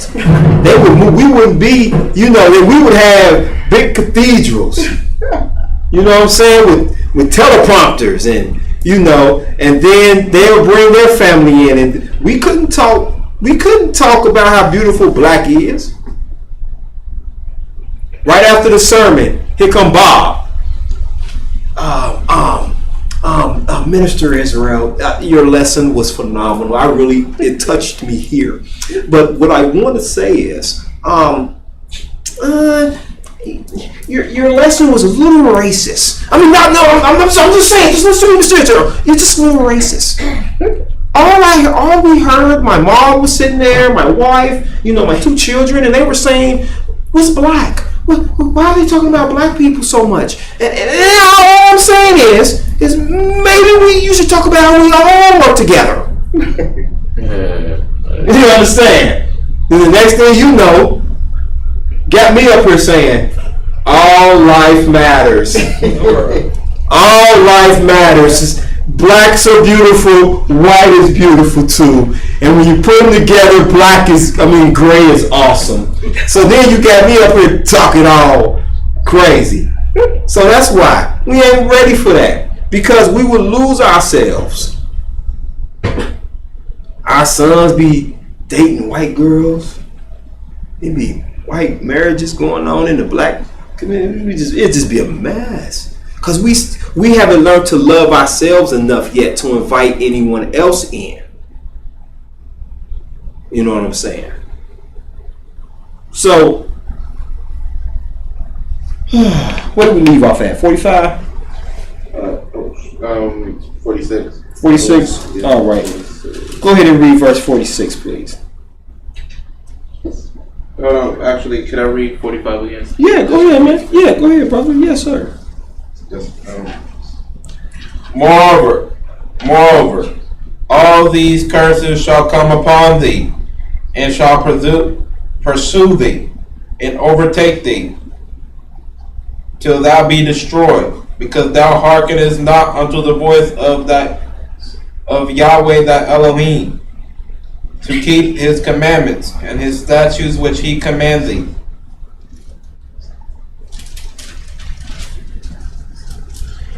And they shall be upon thee for a sign and for a wonder, and upon thy seed forever. Now, we're going to pause and stop right there, but I want to explain something. This is how you know that we are the people of the scripture, because it talks, that 46th verse lets us know that everything that's happening will be a wonder and it will be a sign and a wonder upon thy seed forever. Even though we're not in the land, we're still suffering from these curses even to this day. You can take those white European nations that were enslaved, but guess what? They never lost their culture and they know exactly where they come from. It's only the black man and black woman that is still calling ourselves Afro-Americans or African Americans as a nationality.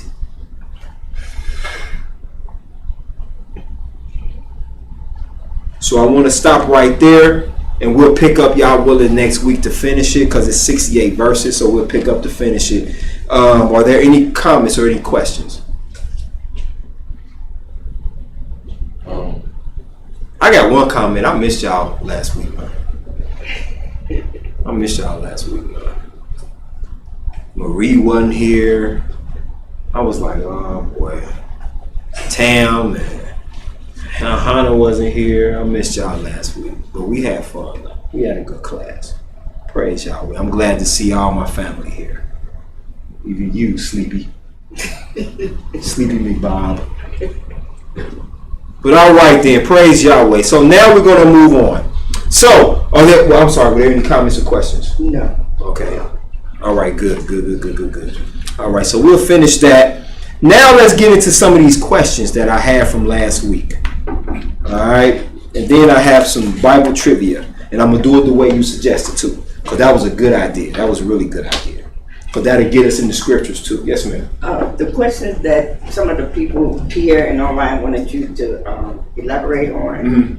Kira, love hair. Okay. Hey, Kira. Do hers first. I'm kind of interested in what she wanted you to do. Which one was that one? Let me bring them up. Ship Shapeshifters. Yeah. Ship shifters. Let me see. I hope she's still on here, because she was on here. Let me see. Shapeshifters. Right. Let me see what that question actually kind of typed it in here. Let me see. Oh, could I bring out one? Yes. What is it? I found out it was a bird, right? It was a creature in the Bible, and it was called it was basically like a big old type of chicken. It was like a chicken mixed with a lizard tail, something like that. Mm-hmm. If you get what I'm saying. I forgot the name of it, but it was Griffin? Nah, it was something like my mom would a muskus or something.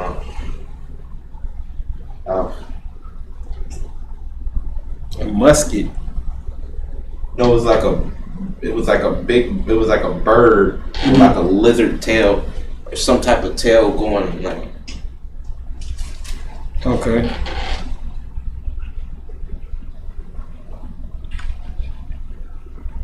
And it's spoke up to them as well. Okay.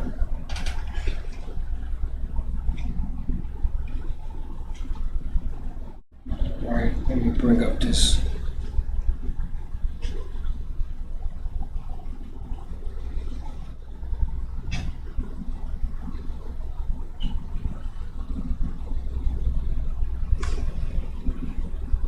Bring up my list of questions here. Okay, here we go.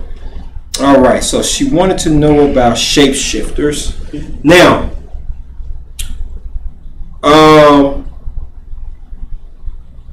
when looking it up, there's not a lot of scriptures on shapeshifters. Shapeshifters, they look at as being a mythological type of entity. However, the only type of shapeshifters that I can really think of, but they weren't shapeshifters. Like I said, the scriptures don't really mention much about shapeshifters at all. But if I was to say, do shapeshifters exist? I have seen videos, and I know one of the biggest things is the reptilian shapeshifters. How you will see them, there are videos out there, and you can kind of tell they haven't been doctored up, but just the way that they are, how they might. There was one where reptiles have multiple layers on their eyes. So they had one where the person, they had got somehow a close up on them, and their eyes shifted, like what a reptile would do. Now there are those who transform themselves to look like reptiles. Like there's this guy who gets piercings. There's a way you can surgically. There's a thing now where you can get your tongue split. I forgot what the term is, but you can get your tongue surgically split like a lizard. Yeah. And then they got it to where they can surgically implant horns, like what you would find on a lizard. There's one guy that got his whole face tattooed like a lizard, and tongue split and everything. But as far as shapeshifters, I haven't seen any real scriptures on. I didn't come across any scriptures in dealing with shapeshifters. Now, we can deal now if you want to talk about shapeshifters, I don't know if in the book of Ezekiel, when you're dealing with Ezekiel in the wheel, those angels who had multiple faces. They had one of man and one of an eagle, one of a bear, one of a lion, or I know it was an eagle and a lion. They had like 6 wings. I don't know if that would be considered a shape shifting, but I don't. That's really the only thing I can come across and see. Yes, ma'am, Sister Angela. No, I was looking it up because I've never heard of this, Mm-hmm. but I looked it up, and it's basically referring to certain creatures, Mm-hmm. like the puffer fish, the mimic octopus, the cuttlefish, the golden tortoise beetle, and the mutable rain frog. But it doesn't refer to humans. Right. There is an octopus too that, when in danger, it reverts back to infancy and then starts its life cycle over again. Yes, sir. Is it okay if I could bring the beast out? No, like the. We're talking about the beast, man. Yeah. Is that what you call it, man? That's you. That's your secret time. No. Okay. I know what it's called. It's called a cockatrice. Okay, a cockatrice. See, Let me see it. a cockatrice. It's, this is what it would look like. Is that a character, like cartoonish? No, it's in. I saw the number cockatrice. Okay. Like. Is that supposed to be?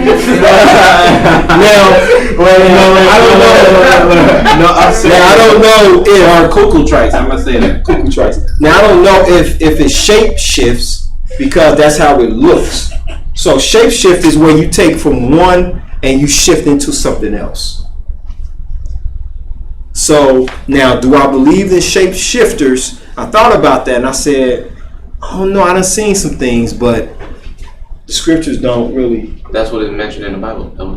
Oh, okay, a cockatrice. Yeah. Oh, talk about in the dietary law. No, this is in the book. No, I didn't see it in the dietary law. It was a creature that I was just scrolling through the book and I seen it and it was. Okay, well let's look at that because that might fit that. So let's look at that. So what scripture was it? You said a cockatrice? Yeah, I don't know what scripture it was, but Just Google. What is? How do you spell it? Mythical beast. it's a beast. I mean, it's not a shapeshifter, but it's a beast. It's a cuckoo. It's spelled COCKATRICE.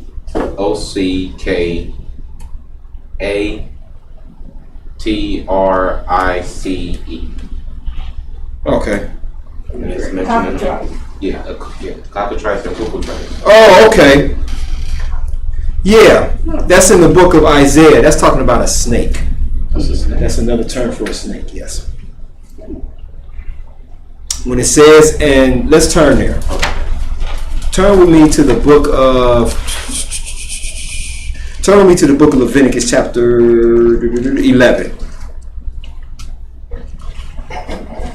Turn with me to the book of Leviticus 11. Let's see. See if that's where it is. I think it is. Yep. Here we go. In Leviticus chapter 11 and verse 8, it reads, "And the suckling child shall play on the hole of an asp, and the weaned child shall put his hand on the cockatrice den." And that's an adder or that's a snake. Then we turn for a snake. What's that? Yes. Leviticus? That's Isaiah 11 and 8. Isaiah. Yes, ma'am. Isaiah 11 and 8. Yes, Sister So Angela. this shape shifting, other than the animals that Google mentioned, is this some type of witchcraft or sorcery or something? It could be. It could be.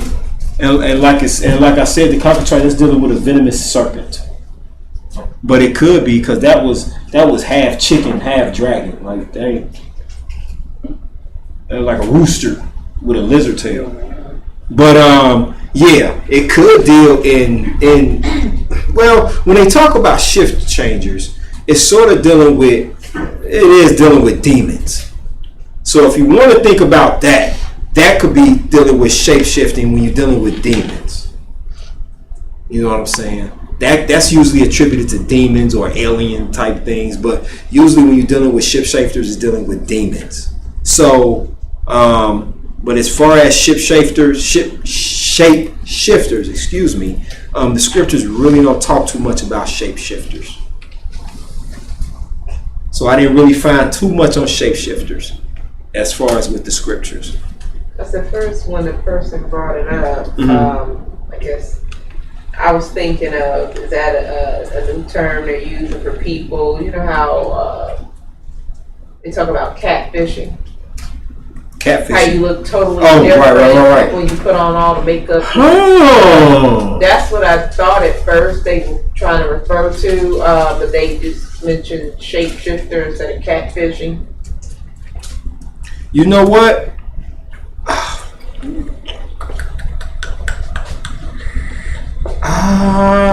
Let me see something here.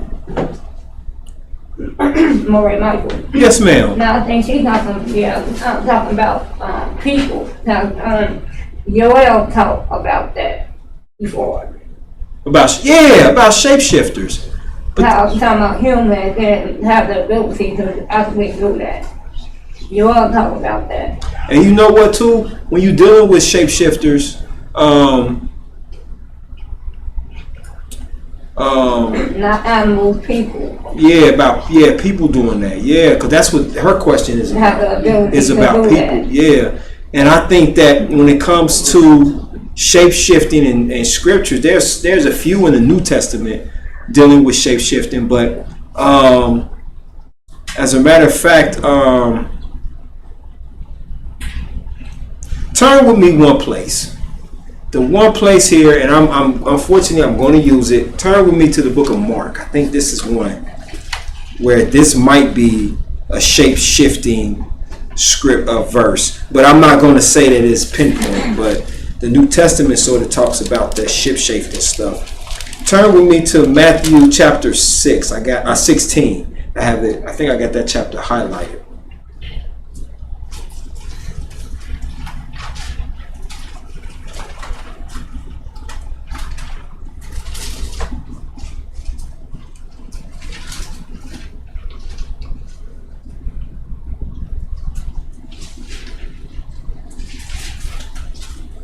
Okay, now this is dealing with after the crucifixion of JC. I'm going to start at verse number 9 of Mark chapter 11. No, chapter 16, I'm sorry. And that's the last chapter of the book of Mark. And the book of Mark is right after the book of Matthew, which is right before the book of Luke in the New Testament.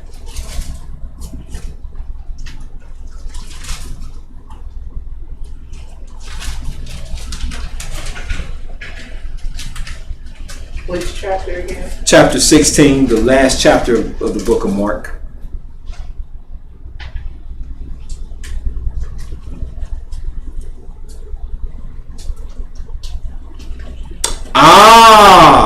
One more place that might get into shape-shifting. When Nebuchadnezzar changed into that beast. When the Almighty had to humble him and he turned him into a beast. Yeah, we'll read that. Matter of fact, I would much rather look at that anyway. So let me see. Let me see if that's the truth. Yep, because he turned him into a beast. It's in the book of Daniel. Turn to the book of Daniel. You mean the actual beast? Or Yeah, he turned him into a beast. for real? Like an actual. He turned him into a beast. He turned him into a beast. Yeah. But he turned him back, right? Eventually. Yep.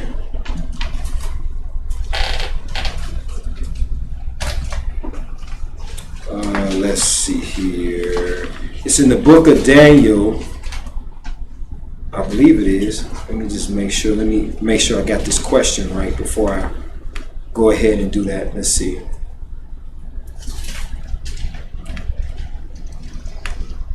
Let's see. Let me see. I know it's in the book of Daniel. Daniel 4. That's it. Daniel chapter 4. There we go. Turn with me to Daniel chapter 4. Let me see what verse I should start at.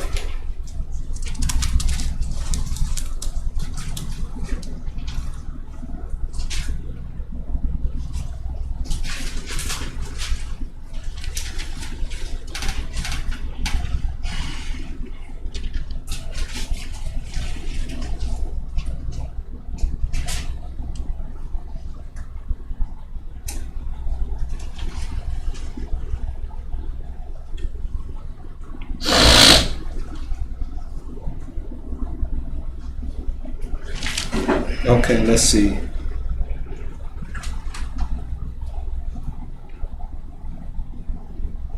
Okay, yeah, it's Daniel 4. Let me see what verse we should start at, though.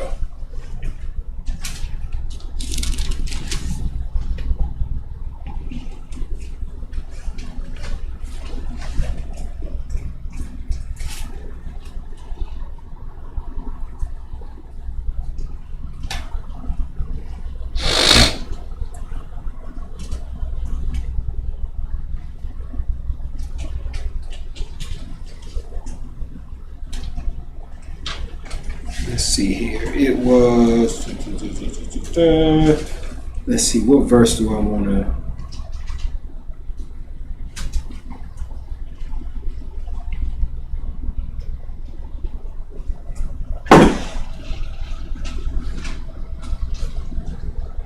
Okay, here we go. Let's go to.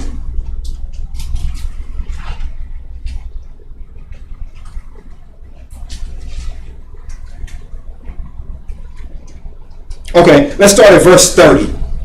in the book of Daniel, chapter 4. Let's start at verse 30. All right. In the book of Daniel, chapter 4, verse 30. Hey, Tim, can you read for me, my man? Thank you, brother. I gotta find that. This book a little different. Is it? Is it Ezekiel 30? It's Daniel. Oh, It's Daniel chapter 4. Daniel chapter 4. Yeah. Yeah, this might be a form of shape shifting. But the Almighty did this. Start at verse 30. This is the reason why King Neb was turned into this beast.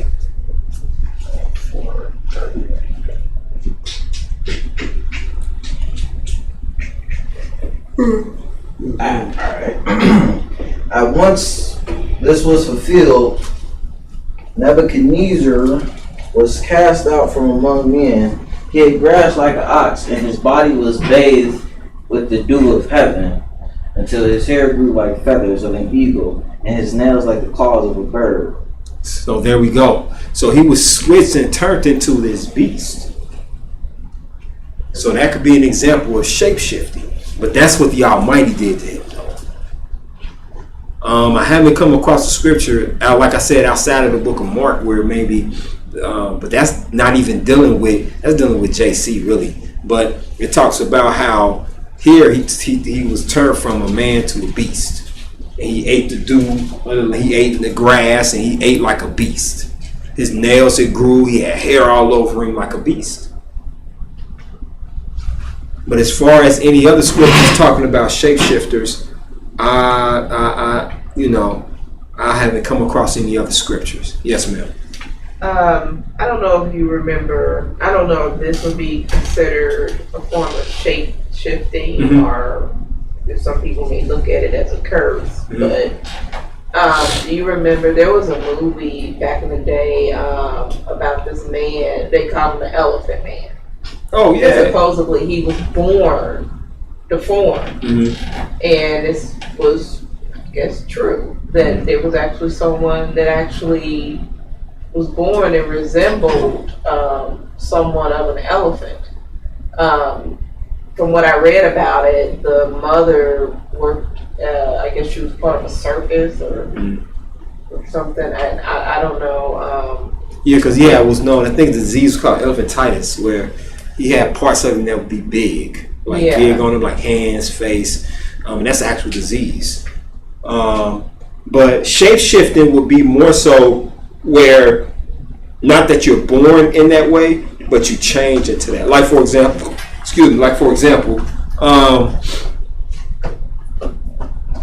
who could I think of that would be a shape shifter? Okay, let me ask this question. Who in here remembers? Well, y'all don't. I want to see. Who in here watch cartoons? Ever watch cartoons? I'm talking about like Super Friends.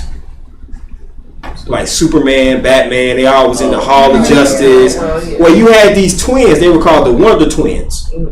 And they would hit their rings together, and Wonder Twins activate. One would be like, turn into a bucket. Like they would turn into a bucket, and one would turn into, that's shape shifting.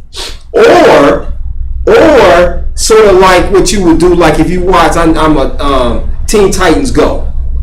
Beast Boy shape shifts. He turns into a monkey. He can turn into this. He can turn into that, shape shifting. You understand? But I don't remember YisraEL giving any scriptures though about it. Do you remember him giving any scriptures?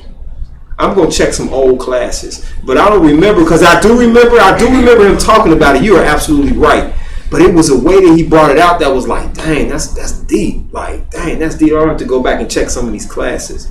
But as far as that, I don't see any scriptures really talking about shapeshifters. Not these scriptures here. Yes, sir. I don't know if this is shape-shifting per se, but it's a movie. It's based on a true story.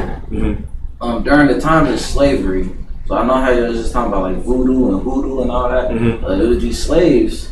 They somehow put their body into the master's children, and then like they were living as the master's children, but their consciousness was in the children. Like their consciousness switched. It's based on a true movie.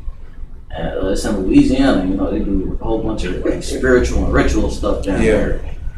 That's the only thing. That wouldn't be necessarily shape shifting. That would be more so like, you know, spirits. So, you know what I'm saying? Shape shifting is where you change from, if you a ball to a triangle. That's shape shifting. Or you changing totally into something totally different. And then, you know, flipping. Like, I do believe in, now I will say this, I'm not going to totally contest it and say that it don't exist, but I do believe in that spirits can transfer. Like, when you touch somebody, there's some people that movie that Denzel Washington was in, where it was a spirit that was getting on people and all you had to do was touch them, and the spirit would transfer from that person.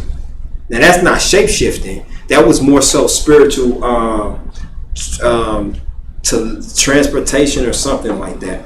But yeah, as far as scriptures and shape shifting, I don't see any scripture on it. But the closest that I take that back, the closest I can get to shape shifting from, as Sister Maria, and I'm glad she broke it down because we were talking about animals, but the closest, as Sister Maria was absolutely right, that question was dealing with people, it wasn't dealing with animals. So the closest that I can get to a person doing what would be known as a shape shift would be Nebuchadnezzar, but that's what the Almighty calls him to shape shift. He changed it from a human to being a beast. You understand? Like, for example, the Incredible Hulk. That's a form of shape shifting. He would go from being a human to being this big green monster who his superpower was anger, which is not really a superpower, it's more of a character flaw, but that's how he fought crime, was he get mad. That's how he would do. He would get mad and fight crime. So that would be a form of shape shifting for a human, where he went from one entity to another entity. You understand? His waist would go from a 30 to a 50. You know what I'm saying? That's shape shifting. You know, maybe shape shifting is when you gain weight. You know, you was 160, now you 350. Like, you did a shape shift. I saw you. It was the burgers that did that shape shifting. Yes, ma'am. Taylor, another verse says Genesis 6, verses 1 through 5. Now see, Giants and beasts, and she got a question mark. Yeah. Now when it came to that, I'm glad you brought that up, sister. Thank you. Praise Yahweh. Now when it dealt with that, that was what the giants were mainly a byproduct of the angels, which were called the son of Elohim, coming down and mating with the daughters of men. So then you had these giants come forth, because you had an angelic being laying with these daughters of men, and they brought forth giants. So that didn't necessarily, they didn't shape shift into giants, they were giants. That's how they were born.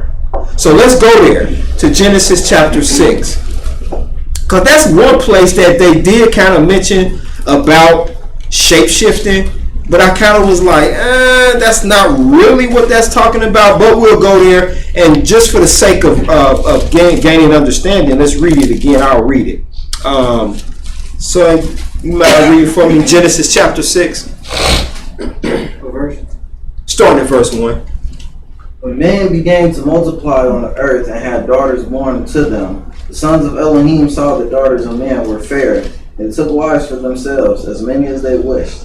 And Yahweh said, my spirit shall not contend with man forever, since he is flesh. His lifetime shall be 120 years. And there were giants on the earth in those days, and also afterwards, when the sons of Elohim had relations with the daughters of men, who bore children to them. These were the mighty men who were of old, the men of renown. All right, pause. Now, that's dealing with they were born. So they didn't shape shift into giants. They were born that way. You understand? Now, these giants, I don't know if they stood like Jack and the Beanstalk giants, or if they were Shack giants, because, you know, to give birth to these women, yes, you know, I'm pretty sure that they were just big guys that resembled these giants. Like, they could have been 7-8 feet tall. I was about to say, I you know what I'm saying? That was like 7 feet tall. Yeah. Stood at his waist. Yeah, and that's possible. Them the dudes, I hate them.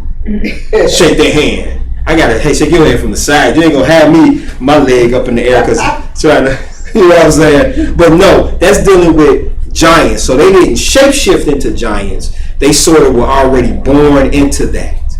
You understand? So what was her question off of that? No, she was just giving those scriptures. Okay. She had a question more behind it. It's like, you know, she didn't really know. Okay, very good, sister. So no, this isn't talking about shape shifting. This is just talking about the angelic beings, the Malaks coming down and having relations with the daughters of men which were on earth and bringing forth these giants. Yeah. So they didn't change into giants. They were born that way. So that wouldn't be considered a shape shift. All right. Any other questions? Okay, cool beans. All right, so the next question that I had, dealing with shapeshift, not dealing with shapeshifting, but the next question I had was, Sister Angela, your question. How does Yahweh view being single? So I got two scriptures. One, let's turn to the book of Genesis chapter 2.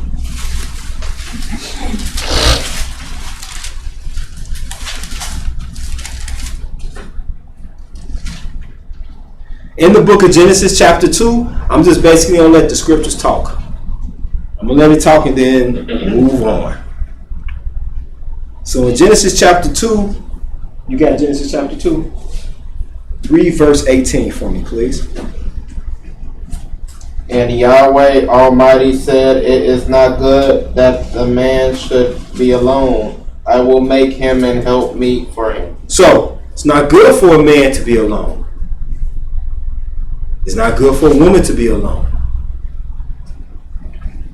All right. Now let's go to Ecclesiastes chapter 4.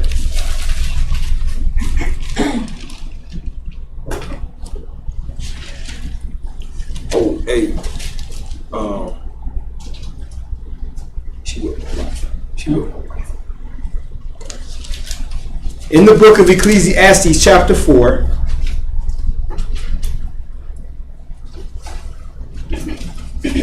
And this is the wisdom of Solomon, which Yahweh gave to him. In the book of Ecclesiastes chapter 4, Tamara, my brother, would you start reading in verse 9? Yes, sir. Two are better than one. They get a good wage for their labor. If the one falls, the other will lift up his companion.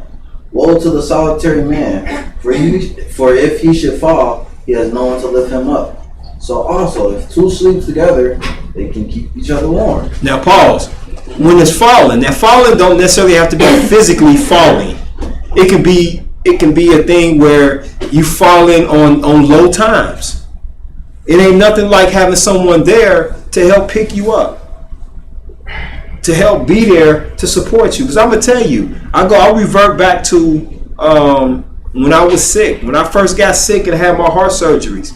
And I was on all this medication and I couldn't do a lot of things. Man, I thought about this. One day when I was in and out of the hospital, even after the surgery. There was times I missed coming here because I was too sick.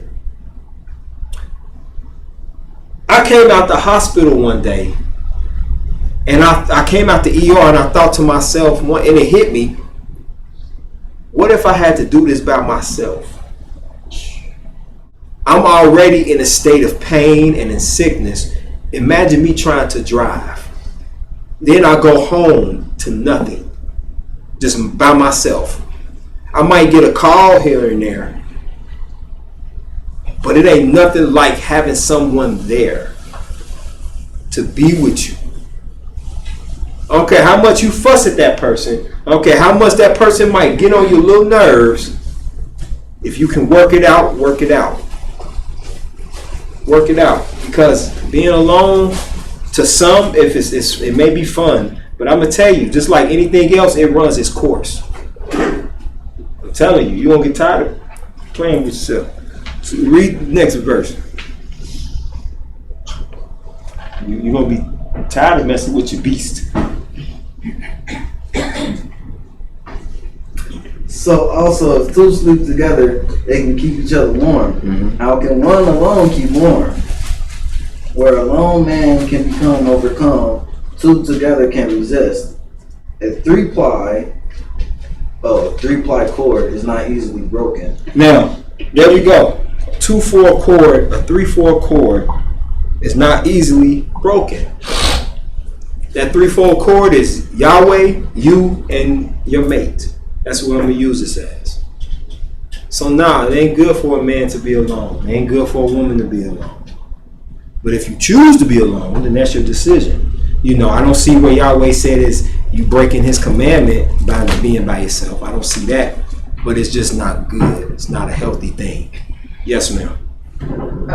I just wanted to point out something. Sure. How it mentions two are better than one.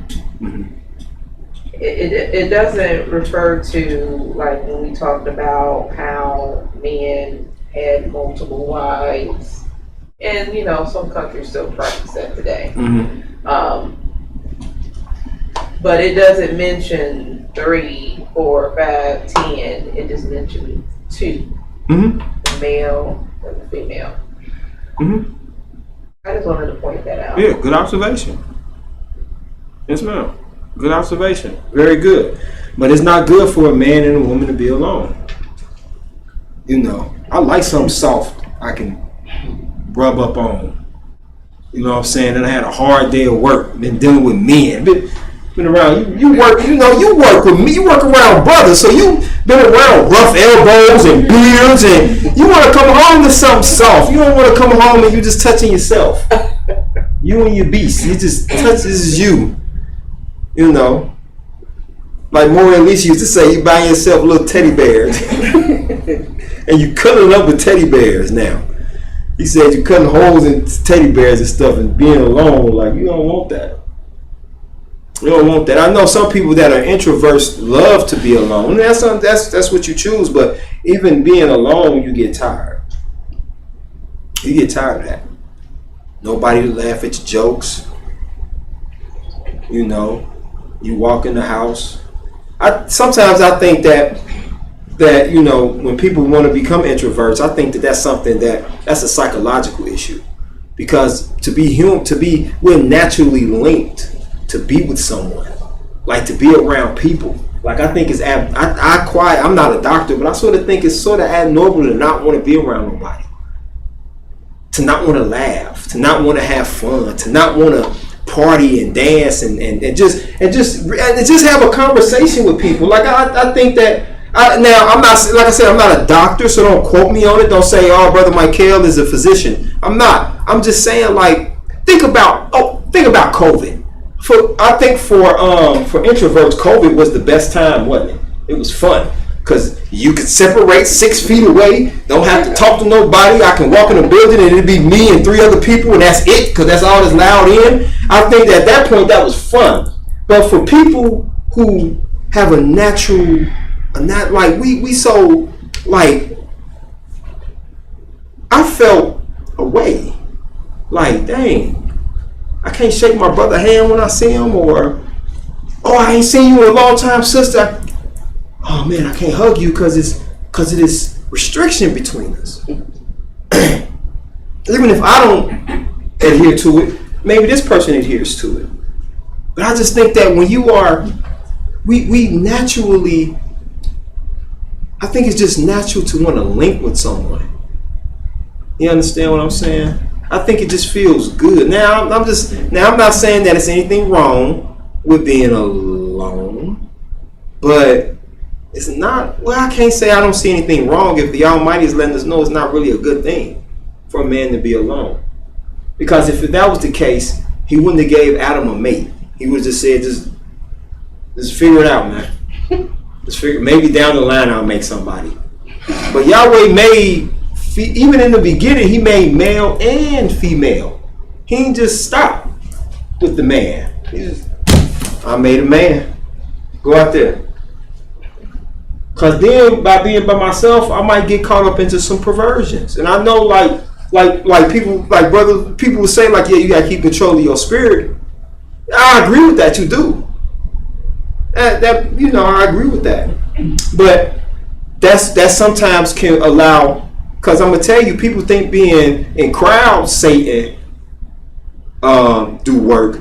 He do work if you by yourself too. Get up in that head and be like, hey man, it's been a long time, brother.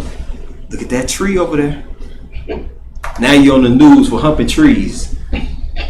On today's news, there was a young man who was an Israelite arrested for humping 3 trees. Y'all hear about what happened to that man when he was in I want to say it was a Target, and he was having relations with the Olaf doll, the little teddy bear from Frozen. He was in the store getting it with the doll, and he was about. Come on, Mike. Get back in seriousness. He was about to do something to the moose, but they arrested him. They did. Now, don't get it twisted. I'm not saying that there's never a time that you should be alone, because even in the Wisdom of Solomon, he says in the 3rd chapter, there's a time and a season for everything. There's a time for you to be alone. That's okay. But if that's how you want to live your life, that's I'm going to say that's kind of sad. Because I'm going to tell you something. A great example of that was Minister YisraEL. Minister YisraEL wasn't out here in the streets. It was him, his family, but he had people around him still. It was his wife. He had mom. He had sis. He had brothers. So he still was around family. And I remember when we used to go to Moray, when he lived up there in College Hill, we used to go over to his house and cook out. You know what I'm saying? We would cook out and talk scripture and watch the game, and but he wasn't the type that was like, I'm all out there. It wasn't nothing for him to go out by himself, but he still had a family that he still was there with and kicked it with. You understand? So I don't know. Yes, ma'am, Sister Angela. No, I'm just gonna say, just because you're introverted does not mean that you want to be alone, that you don't want to mate. All that means is that, you kind of value your aloneness more than an extrovert. That's how I look at it. But it doesn't mean that you don't want someone. Now, for myself, I'm single because it's just so much mess, I guess you can call it, going on out here. It's kind of hard to meet someone and then you find out, you got a lot of married men out here, okay? Mm-hmm. That are pretending to be single, or, it's difficult out here, which is why a lot of people stay single, because you don't want to settle, you don't want to get caught up in anything, you just stay by yourself, and hopefully you'll find that right person for you. But I just don't want to just settle for anybody, anything. Okay, I feel you. Praise Yahweh. I think that I agree. But those are the 2 scriptures for how the Almighty feels about being single. Like, if you want to be single forever, then that's what you choose to do. Hey, get down. But like you said, Dan, you're right. To be an introvert doesn't mean that you totally just don't want to be with nobody. It just means you do value your time. But some of us value too much of a long time. Like, if you an introvert, I don't see how. I guess the other person just have to have that understanding. Because when you get married, what if the other mate want to travel? And you like, no, I just stay in my closet. I just sit here. So, but those are the 2 scriptures that I have. Yes, sir. You had your hand up. Okay, well, all right. Moving on. Sound good to me. All right. Now, there was another question about witchcraft and ghosts. Now, how many of us believe in witchcraft? That's right. I'm sorry. I believe in it. How many of us believe in ghosts? Spirit saying, right? Yes, sir. Yeah. Now, a lot of people don't believe in witchcraft, but I'm going to tell you something. I believe in it. I believe in it. I haven't. Here's my thing.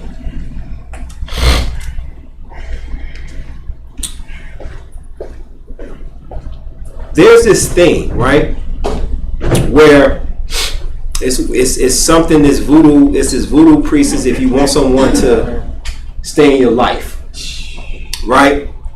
This is what happened. I know, so I know y'all. I know there's people out there running out. I don't believe it.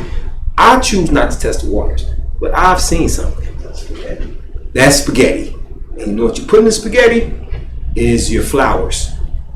You put your flower blood in there, and you mix it in there, and you do something, and then when that man eats it, he is attached to you forever. Won't even want to leave your side. And that's mainly for women who got men who are out here in the streets, and they use that, and it has worked. It has worked.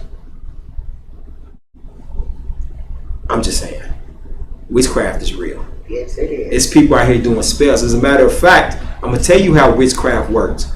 And Elder Ezekiel would attest to this. The Jewish faith, they have a book called the Kabbalah. You know what the Kabbalah is?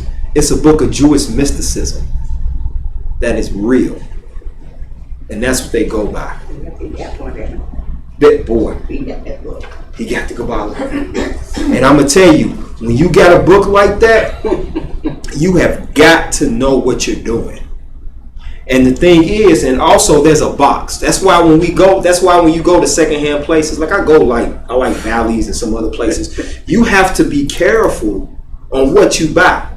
Like they got a box, and I forgot the name of this box, but it's a Jewish box.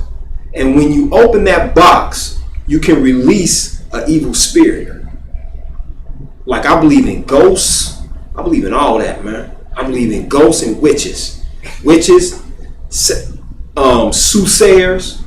Not all those, y'all remember Miss Cleo? When they used to do advertisements for Miss Cleo. Y'all remember Miss Cleo, man? I don't know if she was real, but they got people like that for real. They got diviners.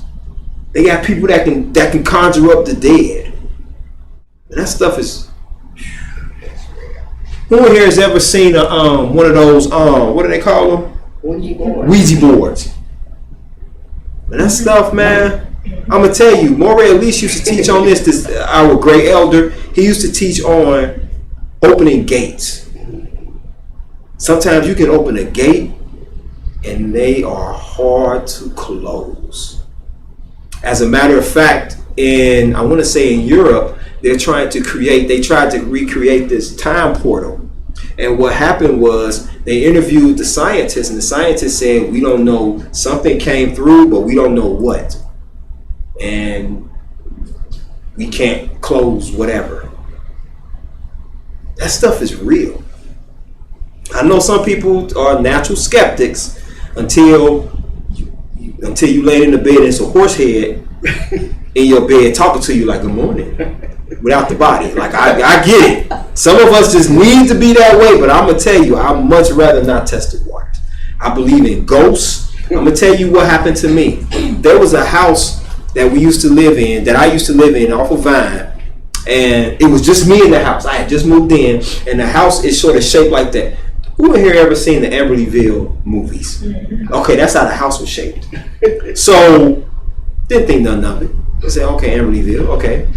I prayed to Yahweh. So one day, I was in the house by myself, moving in. Nobody was upstairs. I kid you not. I'm in the way that the house was, when you walked in, you had the stairs going straight up, and then you could walk, and that was the living room, and then there was the kitchen. It was a big space. Well, one day, I'm in the living room part, and I literally, nobody's in the house but me, heard something go down the stairs. We hadn't moved nothing upstairs to do that.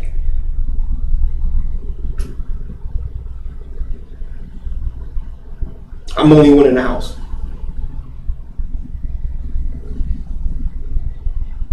I mean, me myself, I'm not a Ghostbuster. So if there's something floating around or going around, here's my thing. If I like the house and something's in it, I'm like, look, we can cohabitate. Look, just you come out when I'm asleep, and I won't bother you while you out. Because I believe in that stuff, man. I don't, and you got to be careful on people who touch you and read your hand. Like, let me read your hand. Yes. Let me read your hand. Like, what you reading my hand for? What you trying to open up? Because these are lifelines. These are lifelines in the middle here. So what you trying to open up? Why you tickling my palm? What is all that? Because I'm trying to feel something. You don't need to feel nothing. Leave me alone. Then the next thing you know, you got a spirit you just can't get off of you.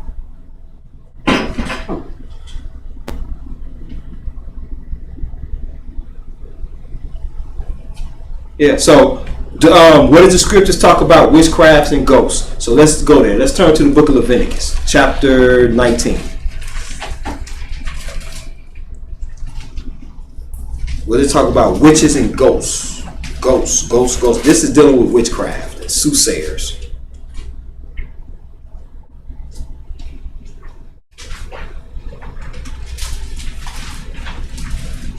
And I'm so glad I know Yahweh, because you don't know what people into. Even some Israelites be getting mixed up in this mess. Talk about something. I had a dream about you. No, you didn't. You ain't dream about me. Yeah, let me have your shirt. No, what you need my shirt for? What Leviticus? Leviticus 19. Yeah. And when you get there, tell my brother, read verse 31.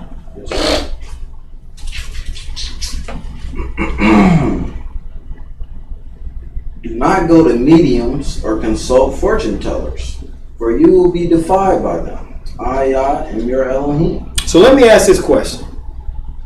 If they didn't exist, do we believe that Yahweh would have put it in the scriptures for us not to deal with them?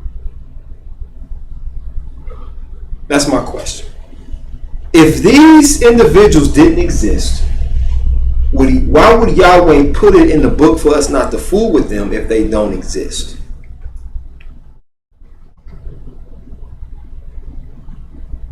Unless this whole book is just a fallacy.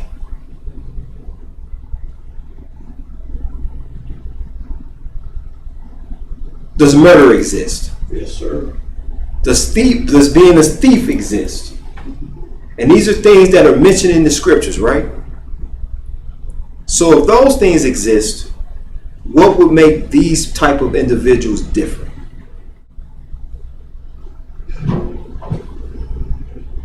Just something for us to think about.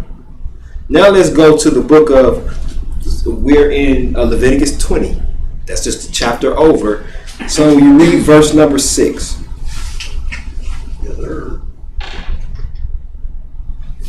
Should anyone turn to mediums and fortune tellers and follow their wanton ways?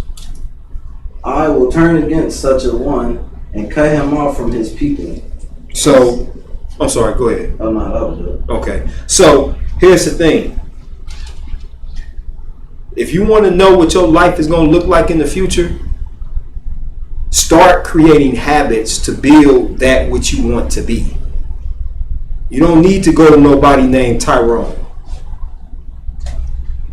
or Cleo to tell you what my future look like. And they give you some generic stuff like, you're going to get up in the morning. And then some part of the day, you're going to use the bathroom. And you sitting there like a fool. Damn, that's deep. She know me. Well, that's what you do. That's part of the process of living. You understand? You know, you got people on these on TV be like, yeah, I called the hotline, and she told me I was going to open a yoga studio in 2 years. And in 2 years, I opened a yoga studio. All the people are placebos. All they did was tap into your consciousness and push you forward to doing what you was hoping to do. That's all it was. Just like a placebo, like a sugar pill. Doctors give patients sugar pills and say, here, this pill, you taking it, and your subconscious, you relied on this pill so much that your subconscious is healing itself. It's healing your body. And all you did was take a sugar pill. That was it. So when you get with these people, they like, don't, even if they fake, don't even fool with them. Don't even fool with them. So now let's go to another scripture in dealing with it. Let's go to let's go to 1 Samuel 15. Now, this is where Saul had went to a soothsayer. So we're going to go to 1 Samuel 15. 1 Samuel chapter 15. And this is where Saul was told to go and destroy the Amalekites, and he didn't. And this is what Samuel told him. In the book of 1 Samuel chapter 15, read verse 23 for me. You got it? I don't know what Marco is. Read the 1 Samuel 15, read the 23rd verse, please. For rebellion is as the sin of witchcraft, and stubbornness is as iniquity and idolatry. Because thou hast rejected the word of Yahweh, he hath also rejected thee from being king. Now, rebellion is as the sin. So when we get involved with people that's into witchcraft, let's say they faking it, but they get involved in it. If it wasn't real, the Almighty wouldn't tell us to stay away from it.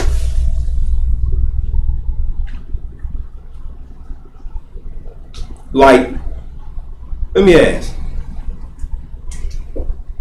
is it a sin to play with fairies?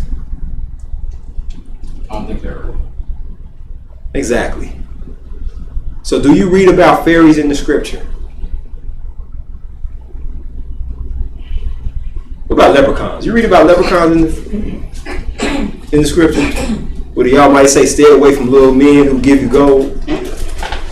But he will say, stay away from witches and soothsayers and enchanters.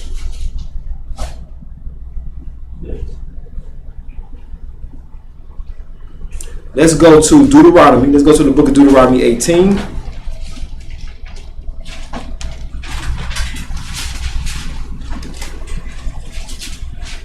In the book of Deuteronomy, chapter 18, 10, when you get there, read verse 10 for me. There shall not be found among you any one that maketh his son or daughter to pass through the fire, or uses divination, or observer of times, or enchanter, or a witch. There you go. There you go. Oh, read the next verse. Yeah, 11. Or a charmer, or a consulter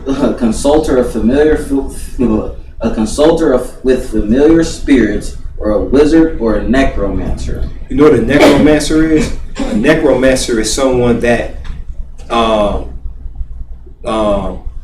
finds pleasure in death. That's a necromancer.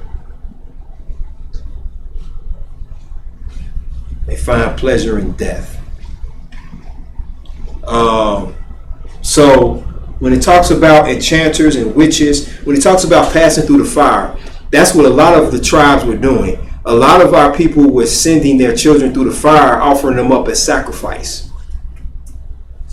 That's what a lot of the tribes were doing. They were offering them up as sacrifice. Okay, so once again, the Almighty tells us to stay away from these enchanters and these witches. All right. So now we're gonna go into ghosts. Now I asked who believe in ghosts. There was a few people that say I believe in ghosts. You understand? I'm gonna tell you something.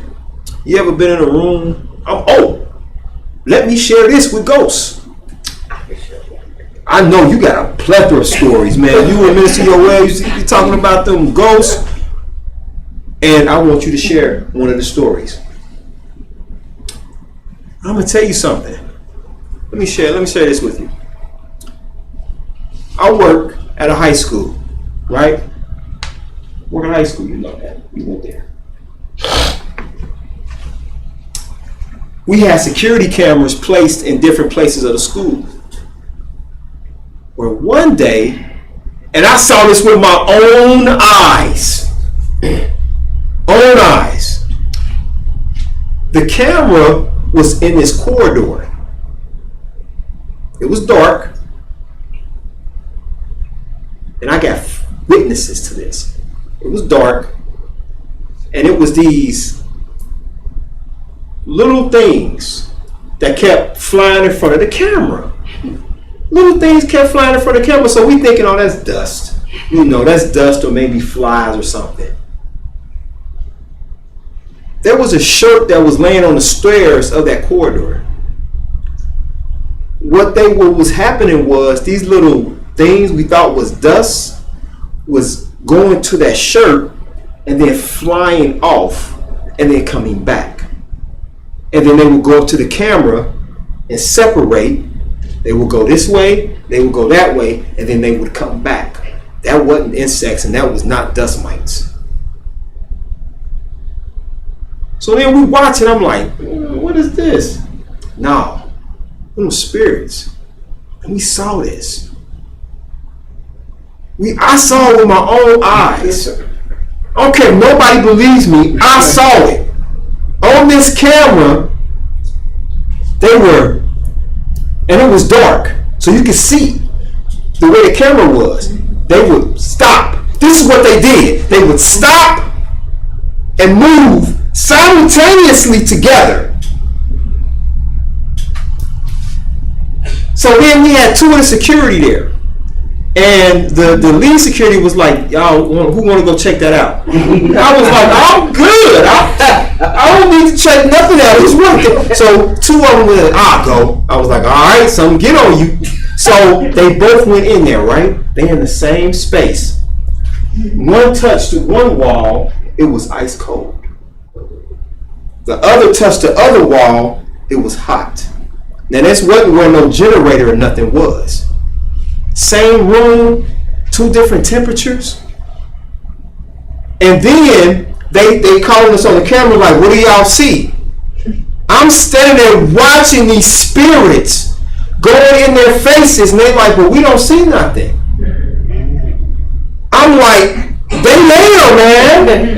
They in your face. They doing this, and they kept generating to this one shirt. And guess what? When they got in there was no bugs. So it wasn't flies. It wasn't gnats. When they moved the shirt, whatever it was got agitated. And when they took the shirt and put it in, I don't know why they touched the shirt. When they touched the shirt and moved it and put it, I think, in the trash can, guess what? All them little things went right to it. And they went in sequence. I said, I'm done. And I knew exactly where that corridor was. I ain't even opened the door. I would walk past and just, I don't want to take nothing home with me. I'm telling you, I witnessed that. One of the other security, one of the other security that was there said that there's a portion of the school that used to be a pool, but it's turned into a gym. You know what I'm talking about. It's turned into a gym now. Well, one day there was a custodian coming into the building early in the morning to open it up. He come into the building, he sees this young man with swim trunks on, just walking through. So he goes in, he says, "Excuse me, you can't be in here." Young man didn't say nothing. So he goes, he looks, he was like, wait a minute. He instantly got a vibe. He was like, so he looked, young man gone, just like that. He wasn't nowhere to be found. Come to find out, some years ago, young man drowned in that pool. See, you might not believe in spirits until you meet one. And I hope when you meet one, it's on your terms. Because that's all I'm saying. But that's what happened. That's what happened. And then one time at the school that I work at, there's a tower. I think y'all know what school I'm talking about. There's a tower. So me and some other security, we went up there. I was like, I'm gonna go up there, man. I went up there, and it was like one of the most. It was in the middle of the day. The sun is blazing through the windows, but it was still creepy. They went all the way up to the top of the tower. I stayed. I was like, I'm good. I'll look right here. And then I went right back downstairs. There are things that man. I mean, so when it talks about ghosts and witches, Brother Michael is letting you know that I believe in that stuff, so that I know not to partake in it. That's why y'all guys gotta be careful the girls y'all get with. You understand? When they start doing little things and chanting little stuff and you thinking, oh, that's cute. Is that Hebrew? Yes, it is Hebrew. You like, man, my girl flies. She international. No, she's a witch. She putting roots on you, man. That stuff is real. You found yourself just writing her name 50 times in a notebook. Like, I don't know why. My hand can't stop. You know, you can't do nothing else. You sign a check, her name. You understand? But I want you to share though, Elder, because you got one that's deep. The one about my house. Yes. Me and my family, I didn't have their dad, Yoel, at the time. We moved into this house on Kenny Avenue. Mm-hmm. Big old house, upstairs and down. We had the downstairs, and it was winter, snow. We all in the same room, all of us in this room. And all of a sudden, we heard something, footsteps, boom, boom, boom, in the hallway. And then we heard something go boom, boom, boom on the door. My husband said, hold on. He got up, he looked out. No, now with snow, you're gonna see footprints. Mm-hmm. No footprints at all. Every night at the same time, the toilet would flush. All the children was gone to school, my husband was gone to work, and I was in the bed, and something said, you all are not gonna be here long. A lady had moved, we left, we just got up and we had left and went to my mother-in-law's house. A lady had moved in, they had told us about the house. I came back, we came back that next day, she was gone. I saw her on the bus, I said, where did you move? And I thought you liked it. You know, a rat came in. No, it wasn't no rat, it was a ghost that was in that house. Mm-hmm. Yeah. It was a ghost. Yeah. Some of us don't get it till we start seeing dishes flying in our face. What was that? Yeah. And then one other one I want to talk about. Yes, ma'am. I don't know if you remember or not. My sister-in-law, I wish she was listening. We was talking about the Exorcist, about how that went. All of a sudden she started, her voice got strange, got talking funny. We had a scream. All of a sudden, the window flew up. And the door came open. And we got to getting up out of there. We got up out of there. Ooh. At the same time. What about that one that y'all did? Your mom, y'all was driving, and some lady from a distance was doing something. Yeah, it was a palm reading place up on Corrine Avenue. The salon, and it had some Arab women. And so we would have a car joke with my mom pulled over there, and so she would call my dad, and I think it was kind of cold, and I had my window light. But she was up there because it was like a 5 level. She was up there standing because they had the big sign, palm reading. So, you know, she started coming and she asked me I want my palm read. And I was telling my mother, and I was my window up, and I'm like, so. Yeah. Man, that was deep. Do y'all remember the day I was in the midst of a lesson? Y'all weren't here. I was in the midst of teaching, and I heard my name called. Even Minister Yoel said he heard it. We all heard it. And I was like, and I looked over here, I was like, yeah. We played it back. Even as a rap, everybody we listened to it. Everybody heard his name. Cause I'm like, my husband. Yeah. I said, what class was that? I don't know. No. Because I tried to find it. I can't find it. I'll find it. Because I was like, I mean, I was in the midst of talking, and I was like, yes. And he was Like my child. and he, yes. It was like Called your name. And even you was like, I heard it. I said, I was like, I told you, I'm like, that was my father calling you. We played it back, everybody played it back, and we heard it. We heard it. so I believe in this. I believe in ghosts. I believe in people trying to communicate with you through dreams, through a lot. So let's read some scriptures on ghosts real quick. Let's look at that. Turn with me to the book of Isaiah chapter 8. Yes. One more, yeah. On my dad's side, his great aunt is actually witch. She put a curse on my great grandma, and she has to wear these real silver on her ankle. I remember that story. So she is actual. It's on my dad's side. I'm telling you, man, we need Yahweh. Sure do.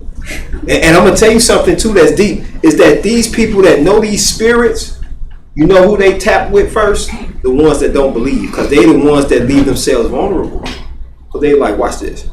And you be sitting there like, I got an urge to hit a dog.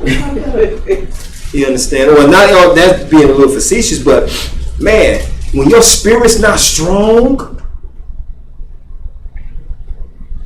I remember one time, and I'm gonna say this, and then we're gonna go into the ghosts. Minister Alicia was saying that somebody had came into his shop one time and said, I bet I could read you. And Minister Alicia stood there and said, well, go ahead. And the sister was trying. She was like, she told him, she said, there's something blocking. I can't get in. And then that's when he told us, the whole time she was trying to read him, he was reciting the 23rd Psalms. She said she couldn't get in. She said, I can't get in. She tried to Professor Xing, and she couldn't do it. She couldn't do it. And I said, that's the power of Yahweh, man. That's the power of Yahweh. Whew, man, I got chills when y'all was telling that story. So in the book of Isaiah chapter 8, I'm going to read verse 19. It says in Isaiah chapter 8 and 19, I'll let us get there. And I'm going to tell you, don't be scared, man. I see it on your face. He was like, man, I'm sleeping with my door closed. Oh, y'all could just cuddle up and hold each other. Y'all brothers like. But they just said about 2 people in. Right. There you go. That 3/4 chord ain't easily broken, brothers.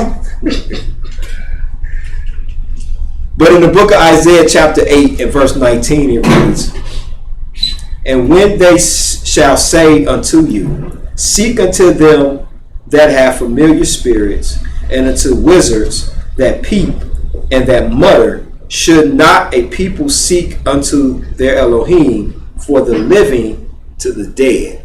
Now, when you think about ghosts, you think about that verse or that chapter when the one guy was talking and there was a spirit that came into the room and the hair on the back of his head, on the back of his neck stood up.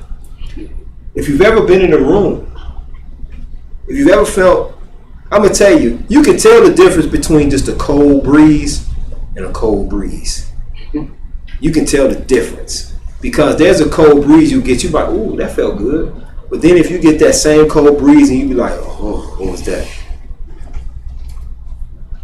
Because there are spirits that are around us every day. You understand? And that's why I don't get into all that tapping into this and no, not for me. I'm good. I'm good. I don't want to tap into nothing. I tap into this Sprite. That's what I'm gonna tap into. You know what I'm saying? I ain't gonna tap into nothing. Don't touch me. Because I'm gonna tell you, one time a sister stopped me. She saw me in I was going to work. I was getting me a coffee one morning when I drank coffee, and she stopped me and she said, "Let me see your hand." And it was an Israelite sister, so I ain't think nothing of it at first. She was like, "I've been having dreams about you," and I was like, "Oh, oh." And I said, "Man, I praise Yahweh, and I hope that I ain't got no roots on me." Because it's an Israelite. So you thinking like, "Oh, you an Israelite sister, you know better than that." But she's like, "I dreamed about you." I was like, "Oh, okay." It's 7 o'clock in the morning, you rubbing hands in a Dunkin' Donuts. I should have known better. But anyway, so now let's go to the next scripture when dealing with ghosts. Let's turn to the book of 1 Samuel chapter 28. Now we're not going to read all the verses because it goes to verse 19, but we'll read a few verses. 1 Samuel chapter 28.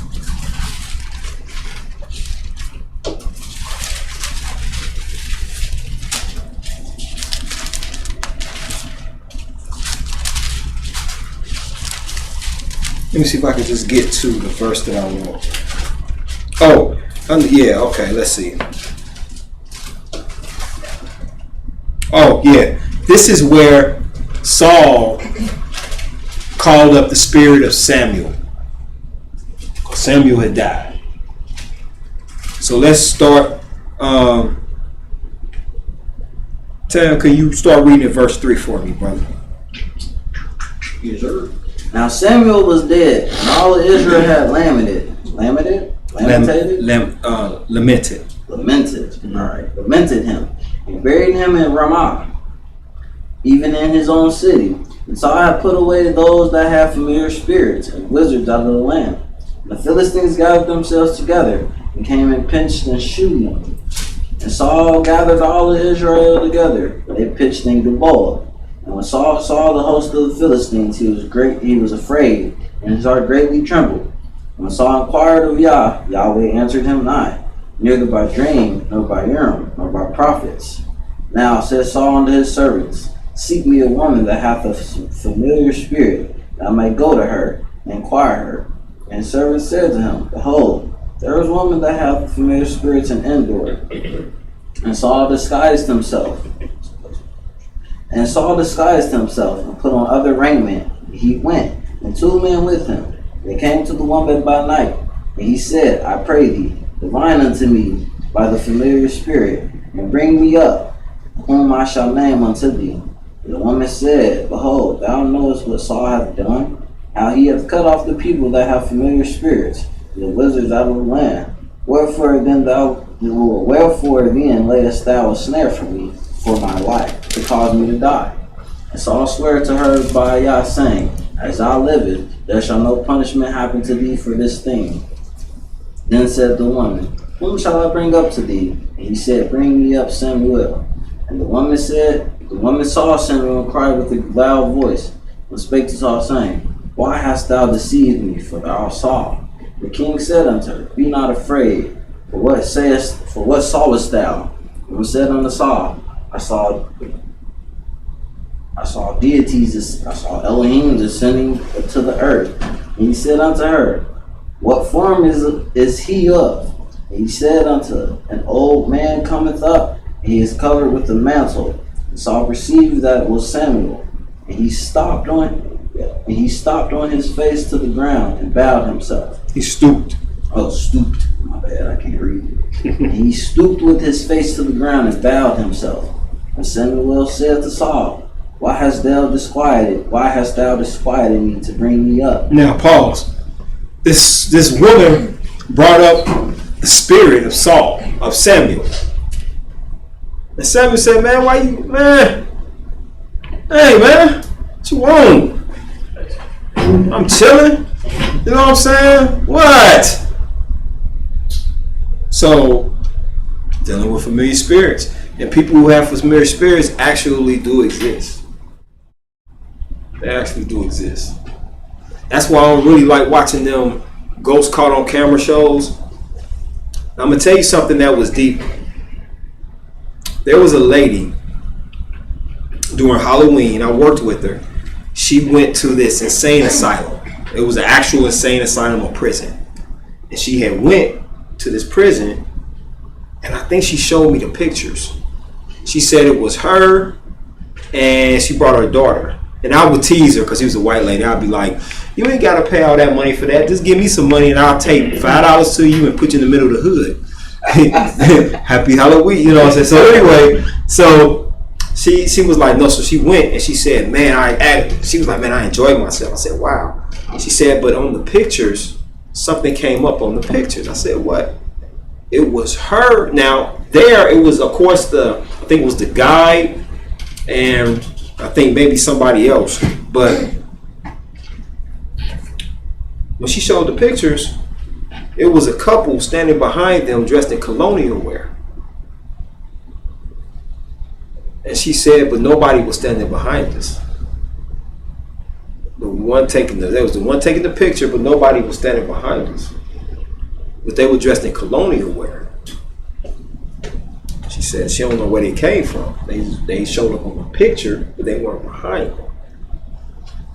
Now some people might go, oh, that's whatever, that was added in, but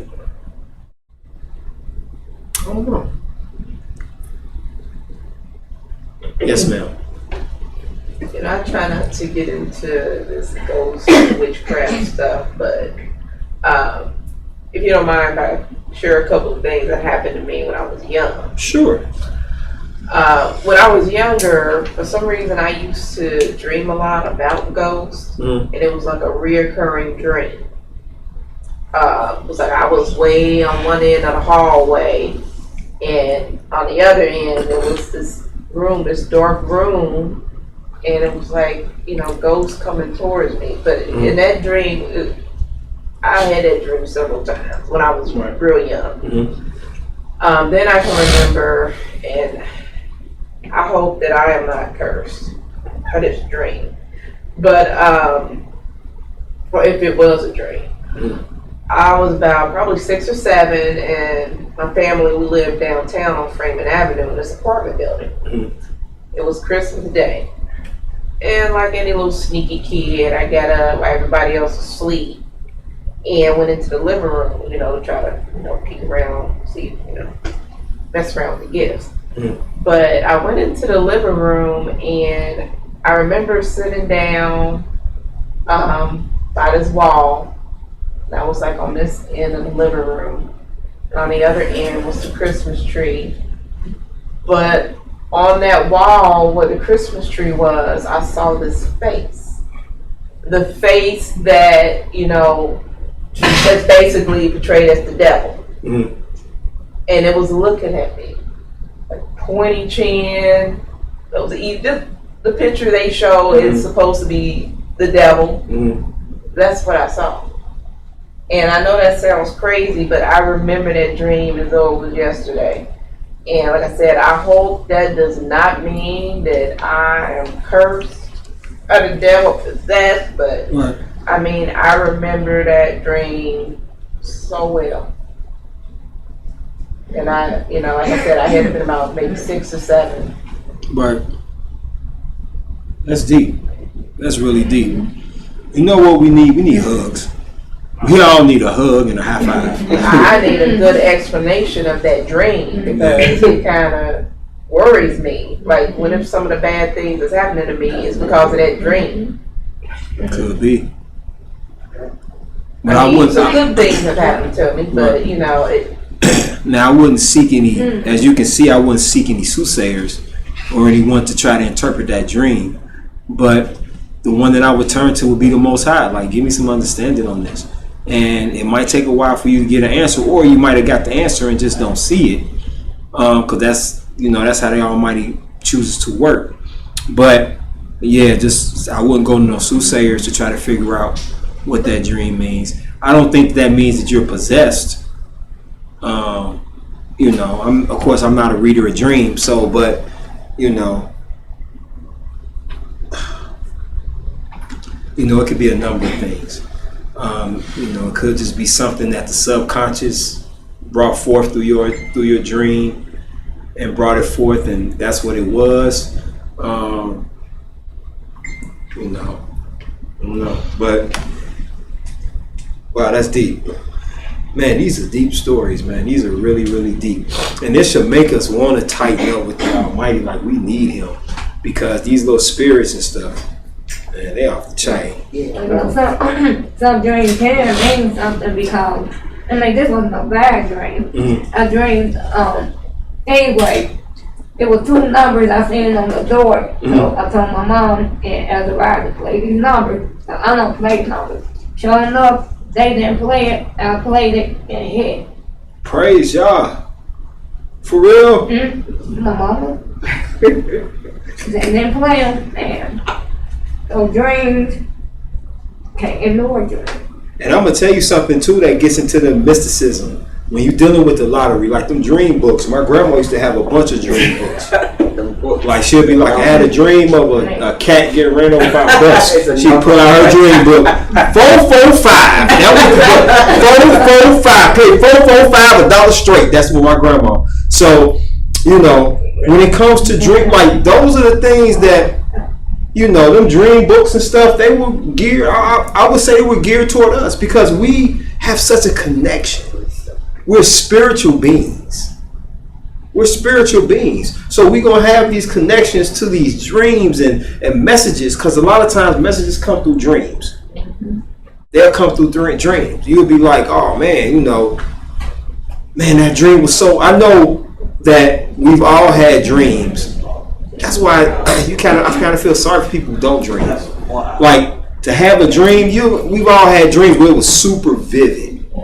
Like I done had dreams where I've actually touched and felt what I touched in the dream. You understand? I've had dreams where it's like, you know, in the dream, like,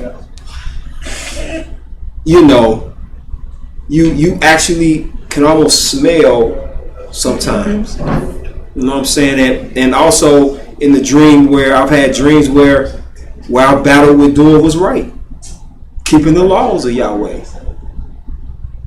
You know what I'm saying?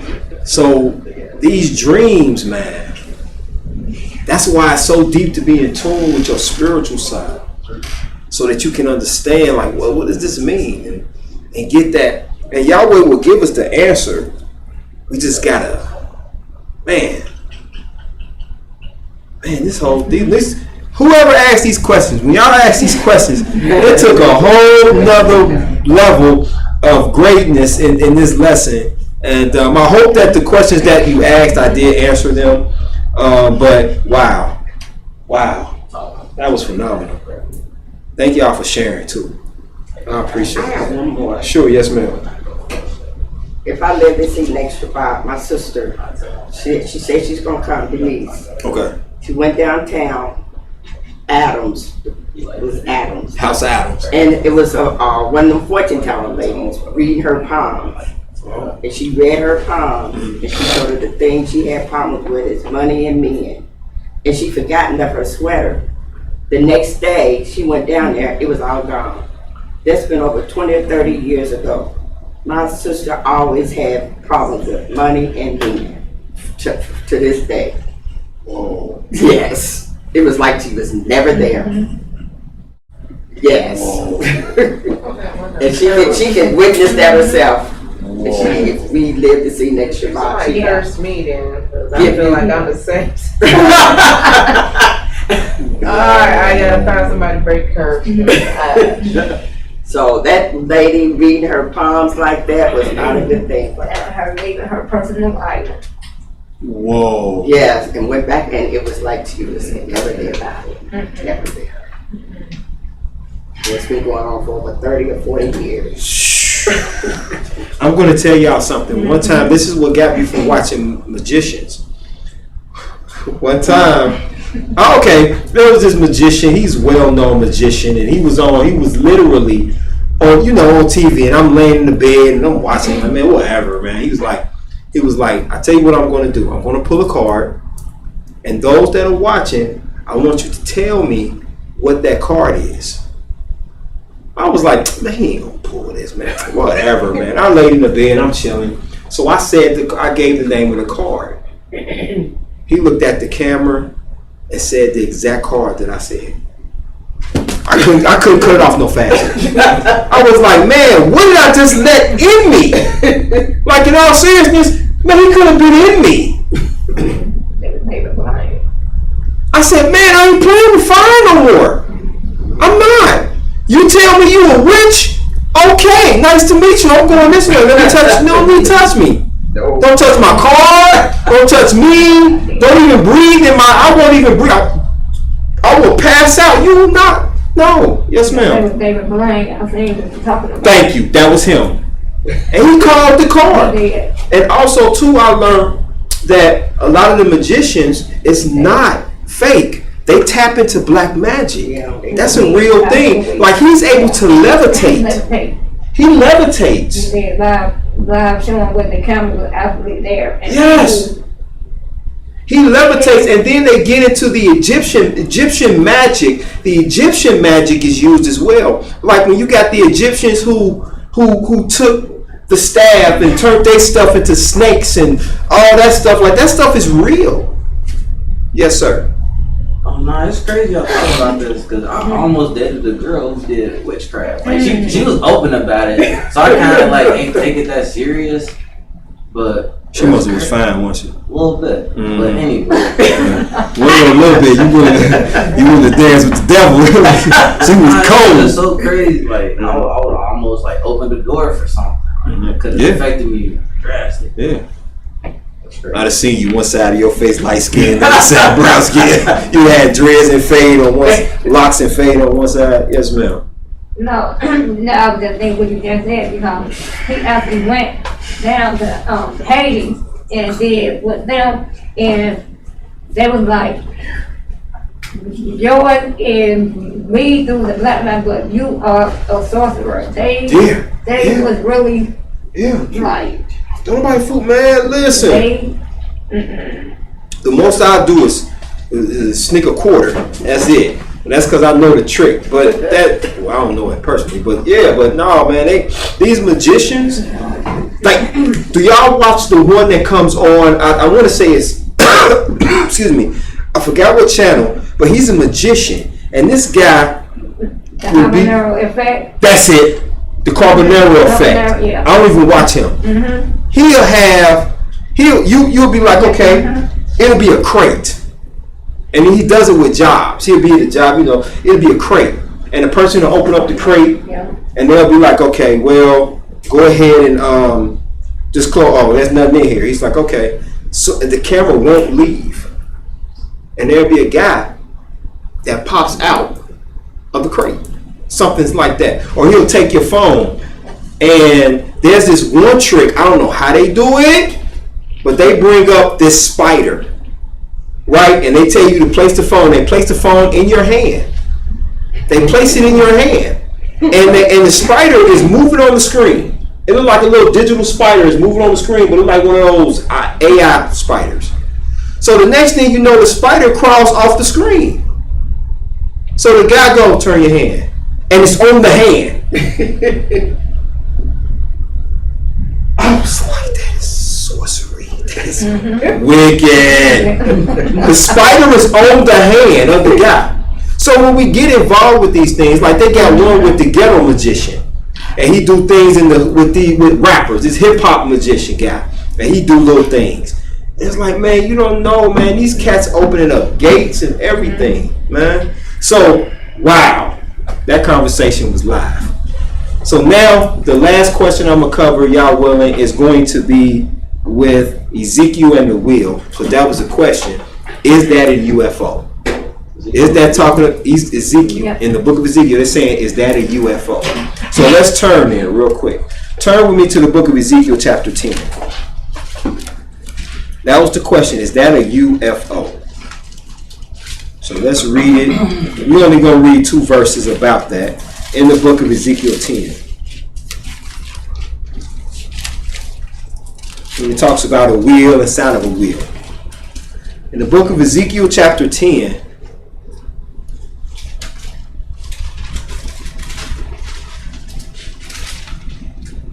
start at the first verse, Brother Tam, if you don't mind. Praise y'all. Then I looked, and behold, In the firmament above the head of the cherubims, there appeared over them, as it was of sapphire stone, as the appearance of the likeness of a throne. And he spake unto the man clothed in linen, and said, Go in between the wheels, and even under the cherub, and fill thine hand with the coals of fire from between the cherubims, and scatter them over the city. And he went in my sight. Now the cherubim stood on the right side of the house. And when the man went in, and the cloud filled the inner court, the glory of YAH went up from the cherub, and stood over the threshold of the house. And the house was filled with the cloud, and the courts was full of the brightness of YAH's glory. And the sound of the cherubim's wings was heard, even from the outer court, as the voice of the Almighty Elohim when he spake it. Now, could you imagine, cherubim, talking about the angels, could you imagine the massiveness of the wings of these angels to make this clapping, to make this noise? You hear? Oh my goodness. When I get to thinking about these cherubims didn't look like the little figurine angels, guys. These cherubims were feared. Now they could take the form, that might be a form of shapeshifting, I don't know, because the angels will come down in a certain form. Because when the angels came down in Genesis 6, they didn't come down in this form. They came down looking like humans. You understand? But the massiveness of their wings and how the wings could cover them. Like, wow. Go ahead, my brother. And it came to pass that when he commanded the men clothed in linen, saying, Take fire from between the wheels, and from between the cherubims, that he went in and stood beside the wheels. And one cherub stretched forth his hand from between the cherubims into the fire that was between the cherubims, and took thereof, and put it into the hands of him that was clothed with linen. And he took it out and went out. And there appeared in the cherubims in the form of a man's hand under their wings. And when I looked, behold, the four wheels by the cherubims, one wheel by one cherub, other wheel by another cherub. And the appearance of the wheels was as the color of a beryl stone. And as for the appearance of the four, had one likeness, as if a wheel had been in the midst of a wheel. And when they went up their four sides. They turned not as they went, but to the place whither the head looked. They followed it. They turned not as they went. And their whole body, and their backs, and their hands, and their wings, and their wheels were full of eyes round about, even the wheels that they four had. As for the wheels, it was cried unto them in their hearing, O wheel. Everyone had four faces. The first face was the face of a cherub. The second face was the face of a man. The third face was a lion. The fourth, the face of an eagle. And the cherubims were lifted up. This is the living creature that I saw by the river of Chebar. Now let's pause. Do y'all see the image of the angels? These angels have four faces. One of a cherub, one of an eagle, one of a lion. Yeah, there was one of a cherub, face of a human, a lion, and an eagle. Does this sound like the little angels that we imagine today? The little pretty angels with the pretty face, like Touched by an Angel. Remember that show? Does that resemble anything? Sounds like something you run from. That sounds like something you run from. That don't sound like nothing you run to. Because believe me, when they came down to be with the women, I'm pretty sure they did not come in this form. So maybe the angels can shapeshift and change at will. Yes, sir. Crazy you say that. This might be a simple, small story, but I remember this nonetheless. So, my mom's, I was walking to a store, right? And out of nowhere, a stray cat just started like following me type stuff, right?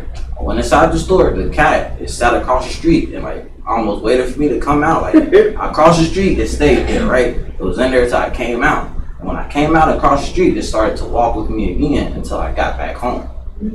It was real dark, so you might be right.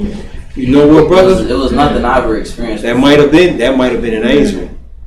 That might have been an angel. That's why you gotta watch how you treat people, how you talk to people. You never know who the Almighty sends your way. You understand? When somebody be, I could be, people be like, be on the side of the street, asking for money. You'd be like, oh, get a job like everybody else. I ain't giving you nothing. Get out of here. I work for my money. Nah, man, if I got $1 here, if you take it to buy crack or beer or whatever you do, that's on you, man. But I don't want the Almighty to punish me because I didn't take care of one of his angels he probably sent. You never know. That's how I look at things. You never know. So the question was, is that a UFO? Reading this scripture, could be. Then again, I don't know. Because then would that be saying that the cherubims were aliens? Because it said they had 4 faces. So I don't know if that was a UFO. But what do those wheels symbolize? But it also, in the reading, it talks about they had eyes on their hands, eyes on. So I don't know. So that I'm kind of going to leave up in the air. I don't want to be like, yeah, that's a UFO. Because, the lights, the different stone, the color of stones could be the different lights that were flashing on these wheels. But it talks about going in between the wheel and grabbing fire. So that's the other thing, like going in between the wheel and grabbing fire. And then it talked about the cherubims and their wings and they, I don't know. But those are basically the questions I answered. So for that one, I would leave. I don't know. I have to do a little bit more research. That might not be a spaceship. It might not be a UFO. Because then, if that is a UFO, the cherubims came from. Because then you got to think about the throne. Because that was the Almighty sitting on the throne. So what are we saying? This is what Ezekiel saw. So, I don't know.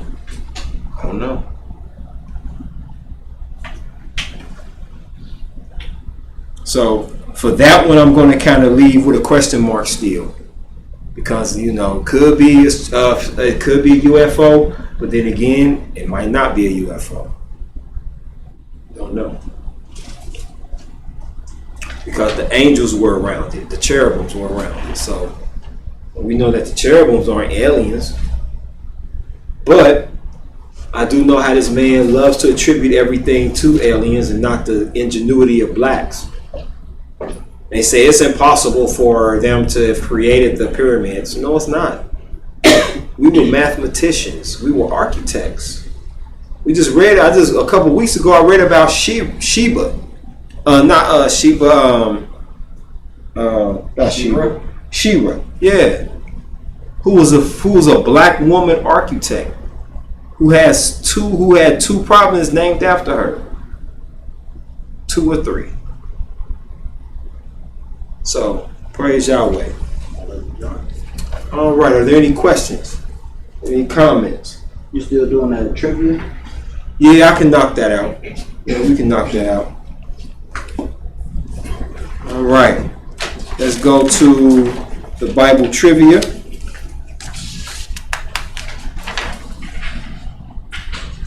That was a mouthful. This class. All right. This Bible trivia question is in the book of Proverbs. It's in the book of Proverbs, chapter 29, and I'm not going to give the verse. It's in the book of Proverbs, chapter 29.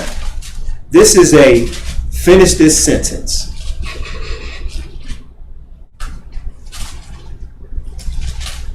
Where there is no vision, blank. Perish. The people perish. What verse is that?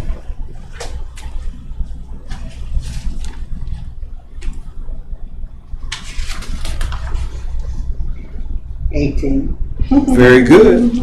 Very, very, very good. Verse 18. And Elder, would you mind reading that, please? Where there is no vision, the people perish. but he that keepeth the law, happy is he. Praise Yahweh. The next trivia question. This is in the book of Isaiah, chapter 1.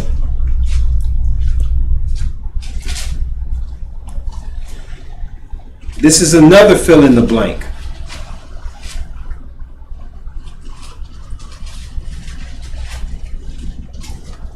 No, this is a figure out where this goes. Here we go. It says, and I'll read the question. It says, who begins the book with, "Hear, O heavens, and give ear, O earth, for YAH hath spoken"? This is in the book of Isaiah. Where do you see that at? The second verse. Read it. Hear, O heavens, and give ear, O earth, for Yah hath spoken. I have nourished and brought up children that have rebelled against me. The ox knoweth his owner, and the ass his master's crib. But Israel doth not know, yea, my people do not consider. Praise Yahweh. Praise Yahweh. Hallelujah. So how was that? Y'all like that better? That's a I little give easier. y'all a little easier. Okay, that means I can ask more difficult questions then. Yeah, them were two easy ones. So I'm gonna read my poem y'all bless me with, and then we can adjourn. Praise Yahweh. Hallelujah. Thank you, Yah. Yah arms cradle the soul. His mercy is the soft pillow to rest our heads on. The sweet songs of hope whisper in the wind as his faithful dance to its rhythm. Praise Yahweh. Something I want us to meditate on.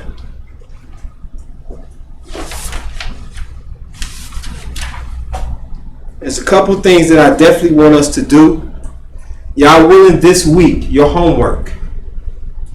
Study what discipline is and give me the root word of discipline. Study what servant is and give me the root word of servant. Now I'm going to ask this question.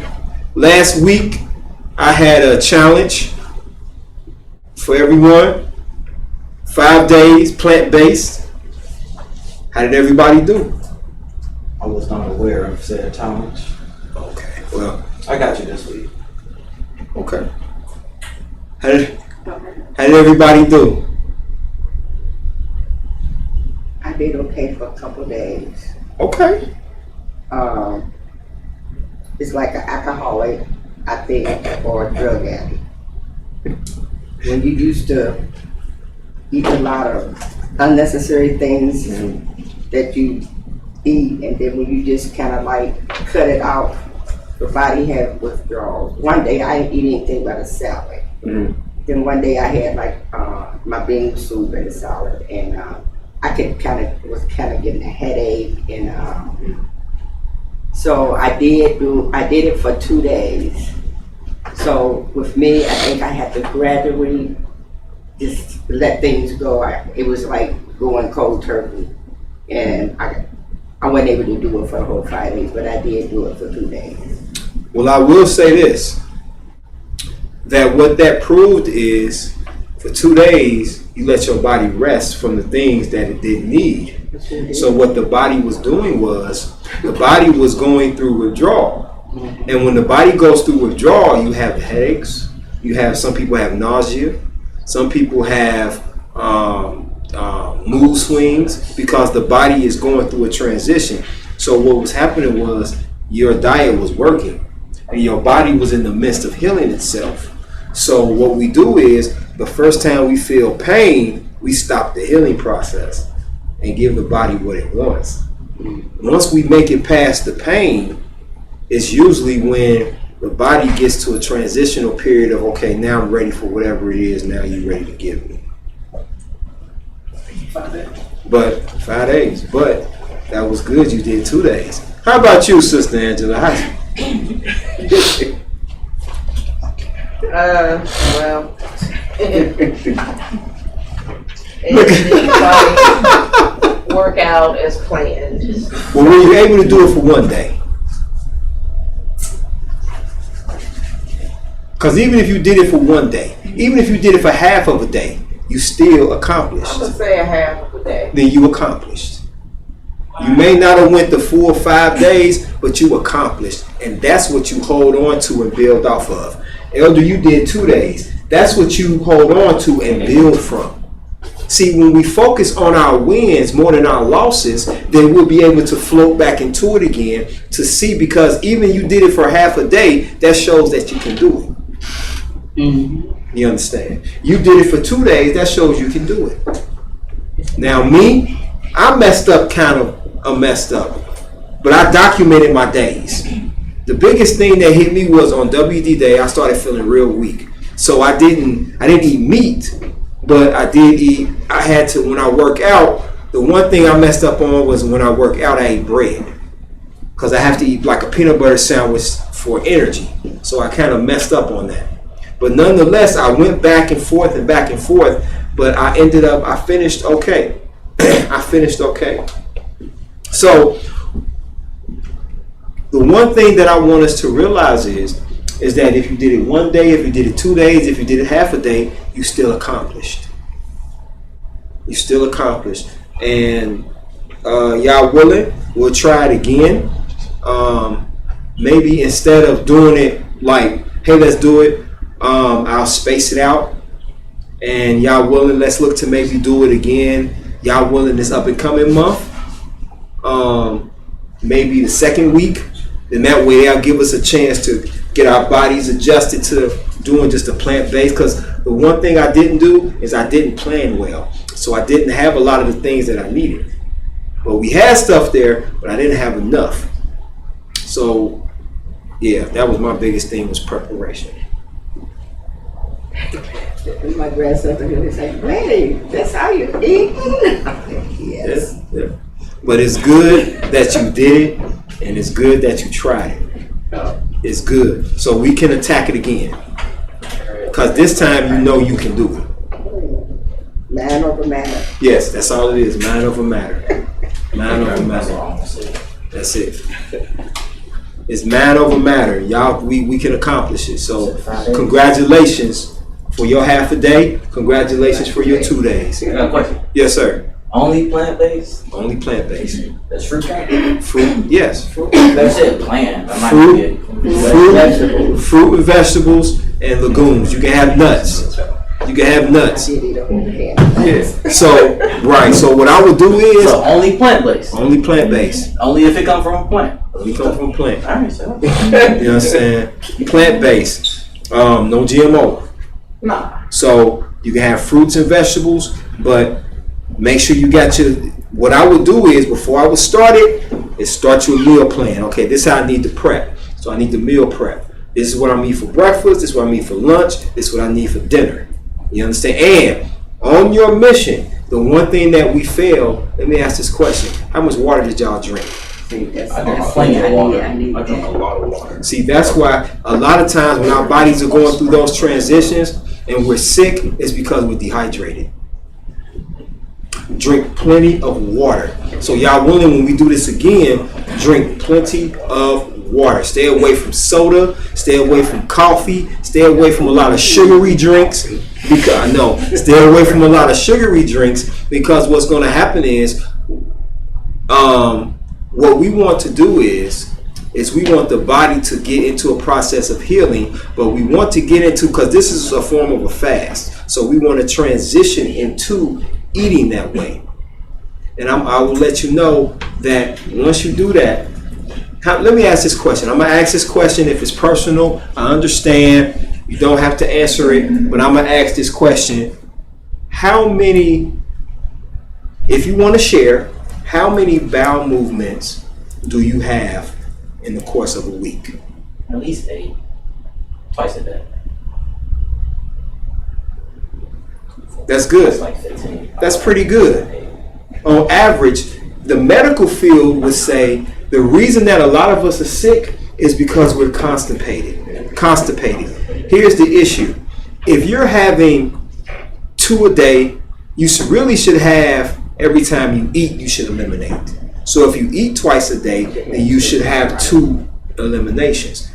Sometimes they're going to be liquidy. That don't mean you're sick. That just means that what you ate, that's how it processed. Because the one thing the body don't need is the food. The body just needs the nutrients from the food. So when you eat your vegetables, that's why when a person goes to the bathroom and they look down, if you that type of person that is fascinated by your poop, and you be like, man, that corn look like how I ate it. That's because the body when the body is so deep. When the body gets something that it doesn't know, it rejects it. That's why sometimes if the body eats something and people throw it up, that's because the body is like, we don't need this. And when you take vitamins, start taking vitamins. When you take vitamins, make sure you're drinking plenty of water, because what's going to happen is that helps things go through. So now what we do is, that's why I say, for example, if you take a vitamin, your first pee or your pee after you take it is going to be that color of the vitamin. It don't mean you dehydrated. It just means your body doesn't need that. So it comes out through your urine. All right. So if you only go to the bathroom once a day or 4 times a week, you are severely constipated, which means that we need to really work on changing our diets. Because what happens is that poop just sits there and it just festers, and over time it becomes toxic, especially if you eat meat on top of meat, and you eat bread and bread and bread and meat and bread, sugar, bread, meat. Sugar. You understand? When you're eating all that stuff, that backs up your system. And if you're not consuming enough water, you want to drink at least half of your body weight in water a day. At least half of your body weight in water. So if you are like you could do half a gallon and be all right because of your body weight. But somebody like me, I might need to do a gallon and a whole gallon in order to, because what happens is every time you talk, you lose water. When you breathe, you lose water. And that's why you have to constantly replenish. Like right now, I'm dehydrated and I can feel it. And a lot of times, like when I was feeling the way I was feeling, it was because I go work out, but I wasn't drinking enough water. Because when you sweat, you lose water, of course. So let's think about forming we got an intimate enough congregation. Let's think about forming what we can do. I'm going to talk with, like I said, some of the other teachers about putting together a rite of passage program for our boys, and see about the sisters putting together a rite of passage for the girls. When they reach a certain age, now y'all get to go. Y'all take them on little field trips and y'all do things for them, and we do something for the boys. And also, I think that we should have a health club. I think we should put together a health club to help, because I think we need that encouragement. Like, Elder, how you doing, Elder Nesha? I'm struggling, baby. I'm about to eat this. No, you're not. No, you can do it. And we call each other and help each other get through it. You understand? You know what I mean? So, so y'all willing? I'm going to look and schedule the next time y'all willing we do the fast. Maybe we won't do. How about this? We won't do 5 days. Let's do 3 days. Let's wing out, like you said. Let's wing ourselves into it, and we do 3 days. Now those 3 days you're going hard though, because you're doing less days. That means you got to. That's just like when people do less reps, you do more weight. So we doing 3 days. That means you go hard. That means only plant fruits and nuts. So when that headache come, drink some water. And not flavored water. Cause that I know. Look, she's like, dang, brother. But no flavored water because of the sugar content in it. So a weight that you can, if you don't have, if you know, because alkaline water can be expensive. You can alkaline your water by adding fruit to it. You can infuse it with fruit, cucumbers, lemons. That will help alkaline your water. So what you want to do is if you got you one of them things, look. This is what I need us to do is to take it. I'm drinking out the bottle. I know better, but you shouldn't drink your water out of this. If you have a cup If you have one of those drinking bottles, take the water from here, pour it in there, throw a lemon in there, and just do that throughout the course of the day. Because once you open this bottle, if you don't finish it, throw it away. Don't drink the contents in it because bacteria set in. These bottles are only good to be used once. All right. On that 3-day challenge. Yes. Can I eat oats? Because I usually eat oatmeal. You can eat oatmeal on that 3-day challenge. What I can do is I can put together a plan for all of us on what we can eat. So y'all will, I can work on that this week. Yeah, I got a question. Yes. What about brewed tea? Brewed tea? Yeah. You kind of want to stay away. Tea and water. You kind of want to just do water. You want to do fruit. You can do 100. I will allow 100% fruit juice, like apple juice, and 100% grape juice, maybe, depending on the brand. But definitely apple juice. I'll let you do apple juice. But like I said, y'all will not put together something for us, and we'll only do a 3-day fast. We'll do it for 3 days. So don't start this week. Y'all That's a personal challenge. Okay, well, if it's personal, yeah, okay, that's fine. But for us as a congregation, I would like for us to do it together. Because if you really think about it, how can you make 40 years if you can't go 3 days? Man, that's true. That's true. I know both Minister Elder Ezekiel and Minister Yoel would be happy. I don't know about Mr. Yoel. He liked the Tahitian treatment. I don't know, but yeah, he did. I don't know, but I think he'd have been okay with it. I know the elders would have. Yeah, see, I can't have that no more. We can't eat that because I used to kill it. That lemon cake used to make me a lemon one. Ooh, gosh. So let's aim to do that. We put together those things. Let me make note of that. Let me see. Let me make note of that.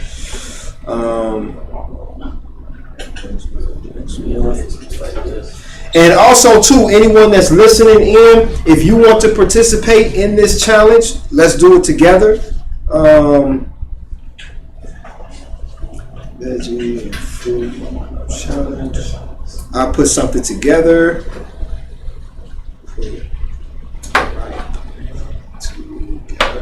Okay, I put a plan together for that, and then we got the fruit challenge, and then rites of passage.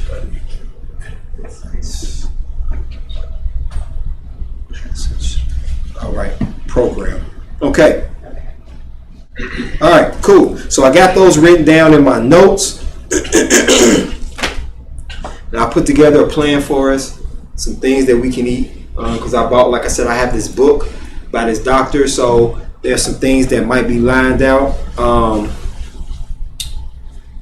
Also, too, we could also look to maybe do a cleansing,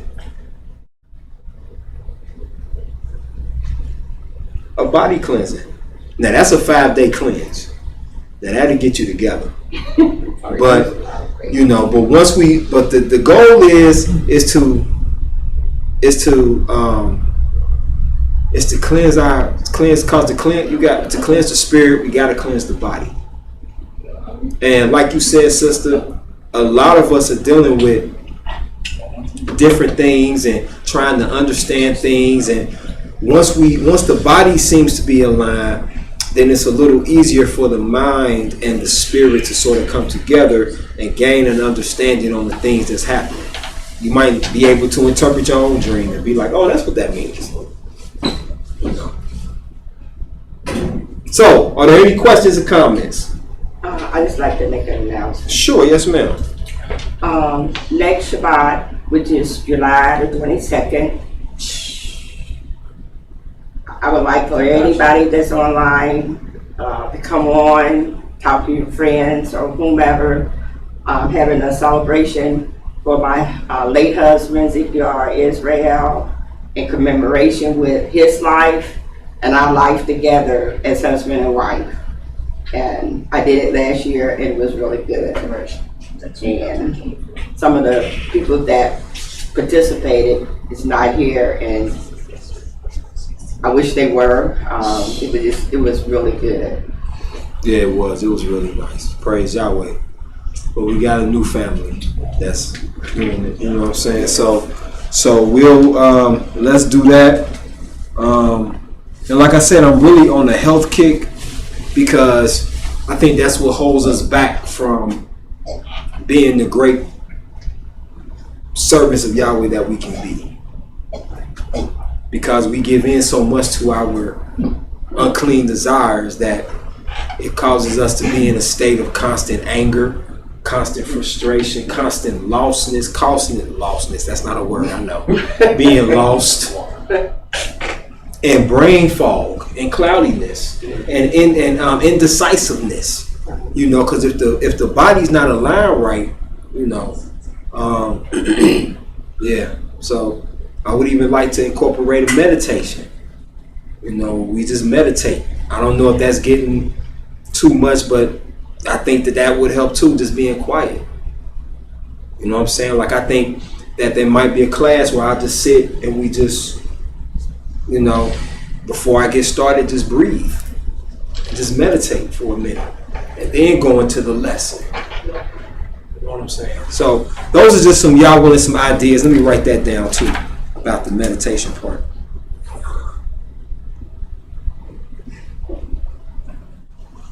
Now, those are just some ideas. I don't know how people will feel about that, but I think that if we get back into ourselves, that we will learn to appreciate the Most High more.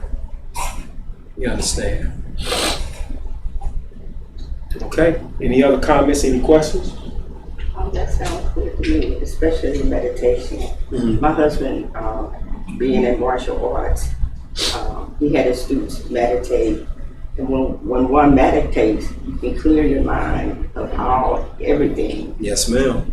Yes, To ma'am. be able to focus more on your life. Yes, ma'am. So I Yes, think ma'am. that's good. Everything that you look at. Okay, well, I'm going to praise Yahweh, so we'll do that. And I'll write something out. I said the third day. Good with you. Third day. All right, bet. Y'all willing to, y'all bless me with opportunity. I'm going to have a podcast. And it'll be televised. So y'all willing, that'll be in the works. I was hoping to start it tomorrow, but I didn't get any feedback yet on it if it's ready. But y'all willing, that'll be in the works. And I do need researchers, individuals to help me get this together, to research things,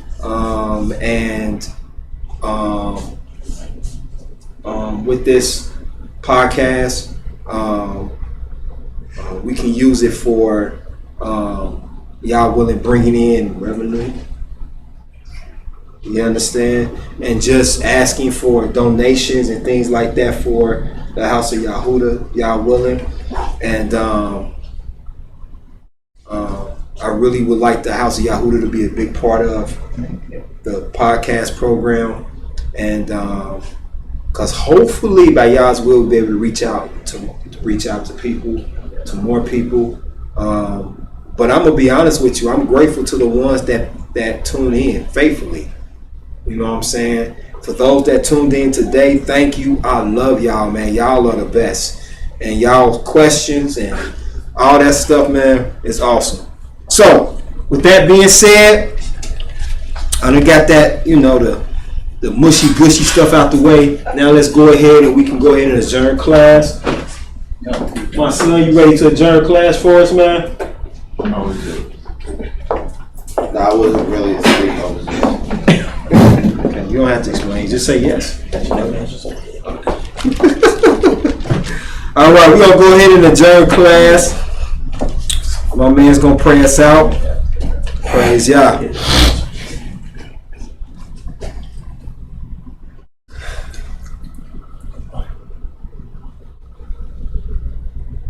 Hallelujah. Hallelujah. Hallelujah. Hallelujah. Hallelujah. Hallelujah. Praise the mighty Yahweh.